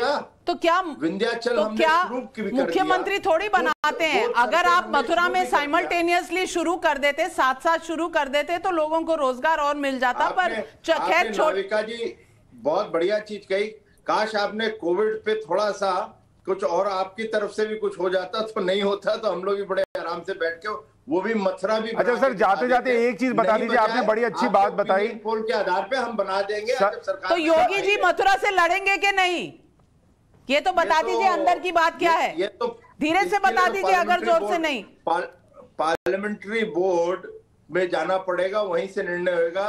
हम लोग को तो अपना ही नहीं पता होता, तो हम लोग कैसे कह दें, जो पार्लियामेंट्री बोर्ड निर्णय करेगा उसके आधार पे हम सब लोग सामने आएंगे। सर जाते जाते एक चीज बता दी, आपने कहा ब्लूप्रिंट मथुरा का तैयार हो गया है, उस ब्लूप्रिंट में मंदिर का एरिया थोड़ा बढ़ रहा है क्या? नहीं, देखिए मंदिर आप संविधान, देखिए हम संविधान से बनी हुई, हम लोग का भारतीय जनता पार्टी है और हमारी भारतीय जनता पार्टी की सरकारें हैं। संविधान में जो इजाजत होती है उसके आधार पे चलेंगे, उससे हम 1 इंच ऊपर नहीं जाएंगे ना 1 इंच नीचे जाएंगे। चलिए, आप सरकार में, आप संविधान से चलिए, पर वो पत्रकार है, उसे कोशिश करने के लिए आप गलत ना समझे, क्योंकि पत्रकारों को स्टोरी चाहिए होती है। और सुशांत जी इस वक्त पूरी कोशिश कर रहे हैं कि आपके मुंह से कुछ निकले और हमारी स्टोरी बन जाए। वो नाविका जी, वो और आप मजे हुए पत्रकार हैं, शायद मैं भी मजा हुआ 13 साल से 13 साल में आप मज गए हैं, हमने तो 25-30 साल लगा दिए हैं मजने के लिए। पर चलिए, आप हमेशा हंसकर बात करते हैं और मुद्दे की बात करते हैं, तो आपका हमारे साथ जुड़ना बहुत अच्छा लगा, धन्यवाद। देखेंगे 240 से आगे बढ़ती है गाड़ी या पीछे हटती है, जैसे संजय सिंह जी और समाजवादी पार्टी कह रहे हैं। बहुत धन्यवाद आपका सिद्धार्थनाथ सिंह जी। मैं वापस लौटती हूं अपने पॉलिटिकल पैनल के पास, और इससे पहले कि मैं सुधांशु जी को जवाब देने के लिए कहूं, जो संजय सिंह जी ने प्रश्न उठाया था, मैं एक सवाल अजीज खान साहब से पूछना चाहती हूं। अजीज खान साहब, ये 80-20 की जो लड़ाई है, ये जो डिजिटल की जो लड़ाई है, मैं आपसे पूछना चाहती हूं कि कहीं ये नर्वसनेस नहीं दिखा रही समाजवादी पार्टी का, और वही शायद फर्क नजर आ रहा है जो हाफवे मार्क और आपके बीच में रह गया है? देखिए नाविका जी, आप भी जानती हैं कि भारतीय जनता पार्टी के पास सिर्फ झूठ का पुलिंदा है। और आपने कहा डिजिटल की बात, देखिए इनका आईटी सेल जो है वो झूठ का पुलिंदा है और झूठ की बातों को पक्का प्रचार प्रसार करने में माहिर है, इसमें कोई दो राय नहीं। जो मेरे नेता ने कहा, जैसा आप पूछना चाहती है, कि इनके पास इंफ्रास्ट्रक्चर है, ये शासन सत्ता में रहे, उद्योगपतियों से इन्होंने पैसा लिया है कहीं ना कहीं बड़े स्तर पर, और ये अगर ऐसी कोई हरकत करते हैं तो इसमें इन पे कोई संदेह नहीं किया जा सकता, क्योंकि जिस तरीके से एक लंबे वक्त से इनका जो आईटी सेल है वो नफरत की बात करता और नफरत के वीडियोस बना करके। तो सुधांशु जी, उद्योगपतियों से सिर्फ आपके ताल्लुकात हैं? आप पर आरोप लग रहा है। नाविका जी, चुनाव की अधिसूचना जिस दिन जारी हुई, एक हिंदी में कहावत है ना, सर मुड़ाते ही ओले पड़े। अगले दिन इत्र की सुगंध 7 समंदर पार से भी आ, उसको सुगंध कहिए, गंध कहिए, दुर्गंध कहिए, जो भी था। तो किसके उद्योगपतियों से क्या थी? फोटो आई और फोटो डिलीट भी हो गई। अजीज खान साहब बताइएगा, अखिलेश जी को फोटो डिलीट करने से भगवान उनको बताए होंगे सपने में, कर्म नहीं डिलीट हो जाते, कारनामे नहीं डिलीट हो जाते, वो जनता के दिमाग में यथावत रहते हैं। अब मैं एक और बात सीरियस कहना चाहता हूं। देखिए, जब सर्वे की बात हो रही है, जैसा कि संजय जी ने भी कहा, देखिए सर्वे में एक स्टैंडर्ड डेविएशन होता है, जिसे हम कहते हैं स्टैटिस्टिकल सर्वे में स्टैंडर्ड मार्जिन ऑफ एरर, जो आपके में दिखा रहे हैं। अगर हम ये माने कि वो स्टैंडर्ड मार्जिन ऑफ एरर 3% हमारे खिलाफ जाता है, तो भी आपके सर्वे के हिसाब से हम 200 के आसपास। अगर हम सर्वे हमारे वो स्टैंडर्ड मार्जिन ऑफ एरर हमारे फेवर में जाता तो हम 300 के आसपास। इसलिए आपके सर्वे के हिसाब से भी हमारी जो अभी अधिकतम रेंज है वो 300 के आसपास पहुंचती है। अब मैं तीसरी एक और बात का भी जवाब देना चाहता हूं, जो अजीज खान साहब ने कहा सच और झूठ और 80 और 20, तो मैं सिर्फ 2 फैक्ट रखना है। देखिए साहब, उस्ताद बिस्मिल्लाह खां जब आखिरी दिनों में थे, कांग्रेस की सरकार थी, वो इतने बीमार हो गए कि सरकार ने कहा दिल्ली में रहिए, हम आपका सारा इलाज कराएंगे। उन्होंने कहा नहीं, अब हम आखिरी समय काशी में बिताना चाहेंगे। उन्होंने कहा था मैंने संगीत की शिक्षा हिंदू मंदिरों में भजन सुन के लिए, और आखिर में उन्होंने क्या कहा, मैं क्यों काशी में जाना चाहूंगा, जना चबेना गंगा जल जो देवे करतार, काशी छोड़ना जाइए जहां विश्वनाथ। और मथुरा में प्रख्यात कृष्ण भक्त कवि सैयद इब्राहिम रस खान ने कहा, मानुष हो तो वही रस खान, बसों ब्रज गोकुल गांव के ग्वारन, और जो पशु हो तो कहा बस मेरो चरो नित नंद की धेनु बजाऊं। मुस्लिम हो कहा मेरा अगला जन्म हो मनुष्य के रूप में, तो ग्वाल बालों के बीच में, पशु बनूं तो नंद बाबा की गायों के बीच में। ये था उत्तर प्रदेश का मुस्लिम समाज का भी 80% दृष्टिकोण। मगर अफसोस ये 20% जिसने एजेंडा ड्राइव किया उसने 80% को कंफ्यूज किया। इसलिए योगी जी ने बिल्कुल सही कहा है, ये 80 बनाम 20 की ये लड़ाई इसलिए है कि वो 20% लोग। संजय सिंह जी, ये गंगा जमुनी तहजीब जो है ये तो वहीं से शुरू हुई थी ना, वहीं से शुरू हुई थी। ये कहां से 80-20 हो गई? ये तो सब कहते हैं कि मन का खेल है। कितना अच्छा लग रहा है। अभी सुधांशु जी बोल रहे थे तो कितना अच्छा लग रहा था मुझे।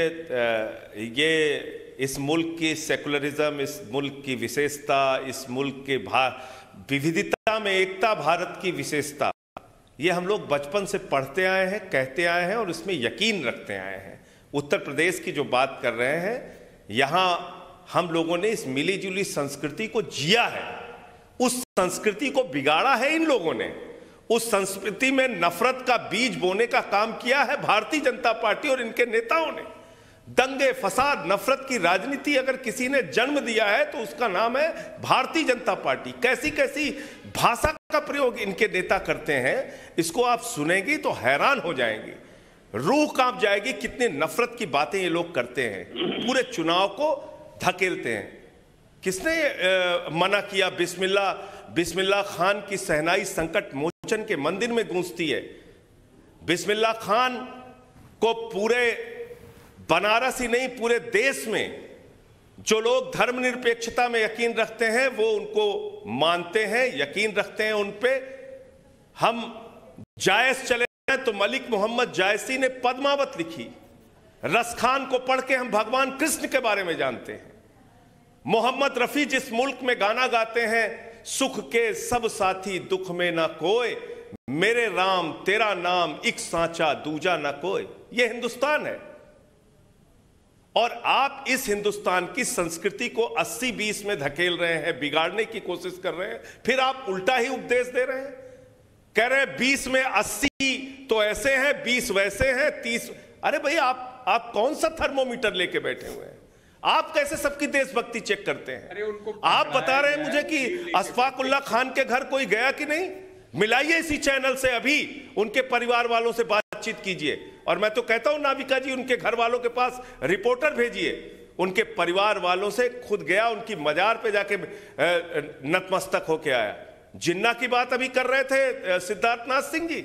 जिन्ना की सबसे बड़ी समर्थक विचारधारा और पार्टी अगर कोई है तो आरएसएस और भारतीय जनता पार्टी है। 3 राज्यों में हिंदू महासभा और जिसके राष्ट्रीय अध्यक्ष श्यामा प्रसाद मुखर्जी थे, मिलकर मुस्लिम लीग के साथ हिंदू महासभा ने सरकार बनाई। उस समय वीर सावरकर और श्यामा प्रसाद मुखर्जी जिन्ना के साथ खड़े थे। इस तथ्य को, इस सच को देश को बताइए ना। आप कैसे जवाब दीजिए सुधांशु जी। अडवाणी जी गए विपक्ष के नेता के तौर पर पाकिस्तान, तो जिन्ना की कब्र पर गए। जसवंत सिंह जी किताब लिखते हैं जिन्ना के बारे में और कहते हैं कि वो तो धर्मनिरपेक्ष थे। आप लोग तो केसी सुदर्शन जी जिन्ना की तारीफ करते हैं। तो ठीक है सुधांशु जी, इसका जवाब दे जिन्ना के बारे में। आप लोग तो आपकी विचारधारा जिन्ना की समर्थक विचारधारा रही है। जवाब दे रहे हैं सुधांशु जी। बिल्कुल। देखिए, अभी इन्होंने बहुत धारा प्रवाह बोला, तथ्य को छुपाकर आवेग को बढ़ाकर इन्होंने बोला। संजय जी, आज मुस्लिम लीग किसके साथ गठबंधन? चलिए, वो आज की डेट में सन 2022 में केरल में कांग्रेस के साथ गठबंधन।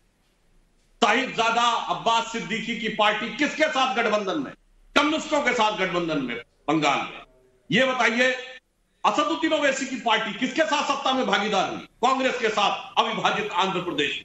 और बदरुद्दीन अजमल की पार्टी किसके साथ गठबंधन में? मैं तो आपने 3 राज्य बताए, मैंने 3 राज्य आज के गिना दिए। अरे मैं उसी पे कह रहा हूं, आपने 3 राज्य बताया, मैं 3 राज्य आज के बता दिया, इसीलिए मैं कह रहा हूं उस विचारधारा की विरासत के साथ कौन खड़ा है। और अभी आपने एक बात बोली, जानते हैं क्या समस्या क्या आ गई? ये जितने आपने उदाहरण बताए, किसने नफरत के बीज बोए? आपने भी मोहम्मद रफी का नाम लिया। अरे मोहम्मद रफी ने एक और गीत गाया, मन तरपत हरि दर्शन को आज, मोरे तेरे दिन बिगड़े सिगरे काज। मोहम्मद रफी ने गाया, किसने लिखा? वो शकील बदायूं ने, यूपी का। किसने दिया? नौशाद अली ने, लखनऊ के थे। मगर उसके बाद सन 62 में राम जन्मभूमि में 1961 में कोई मुस्लिम पक्ष नहीं था, जाके मुकदमा करवा दिया नेहरू के जमाने में। 66 में गोरक्षक संतों पे इंदिरा जी के जमाने में गोली चली। 70 में मुस्लिम पर्सनल लॉ बोर्ड बना। 86 में राजीव गांधी के जमाने में शरीयत को संविधान से ऊपर रखने के लिए संविधान संशोधन किया गया चावानो केस में। 90 में मुलायम सिंह गोली चलवाए, राजीव गांधी कांग्रेस ने समर्थन किया। 90 का दशक आता है, 92-93 में मुलायम सिंह और नरसिम्हा राव ने कहा बाबरी मस्जिद दोबारा तामील करेंगे। और 2007 में कहा कि राम तो थे ही नहीं और हिंदू आतंकवाद। ये बताइए, नफरत के बीज हमने बोए कि 70 साल में बढ़ते बढ़ते इस नफरत को कोड़ नफरत का आप लोगों ने बनाया। सबने मिलके सारे सेक्युलरिज्म के सूरमा अपनी जुगलबंदी कर रहे थे।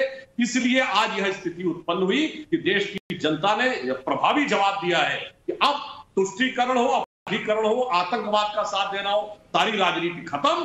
केवल विकास और राष्ट्रवाद के साथ हम भारत का और उत्तर प्रदेश का वैभव भी पुनः स्थापित करेंगे और गौरव भी पुनः स्थापित। बिल्कुल 1947 से लेकर हमने आज तक का पूरा इतिहास सुना है। चुनाव है 2022 का, लेकिन बात चल रही है 1947 से हिसाब किताब की।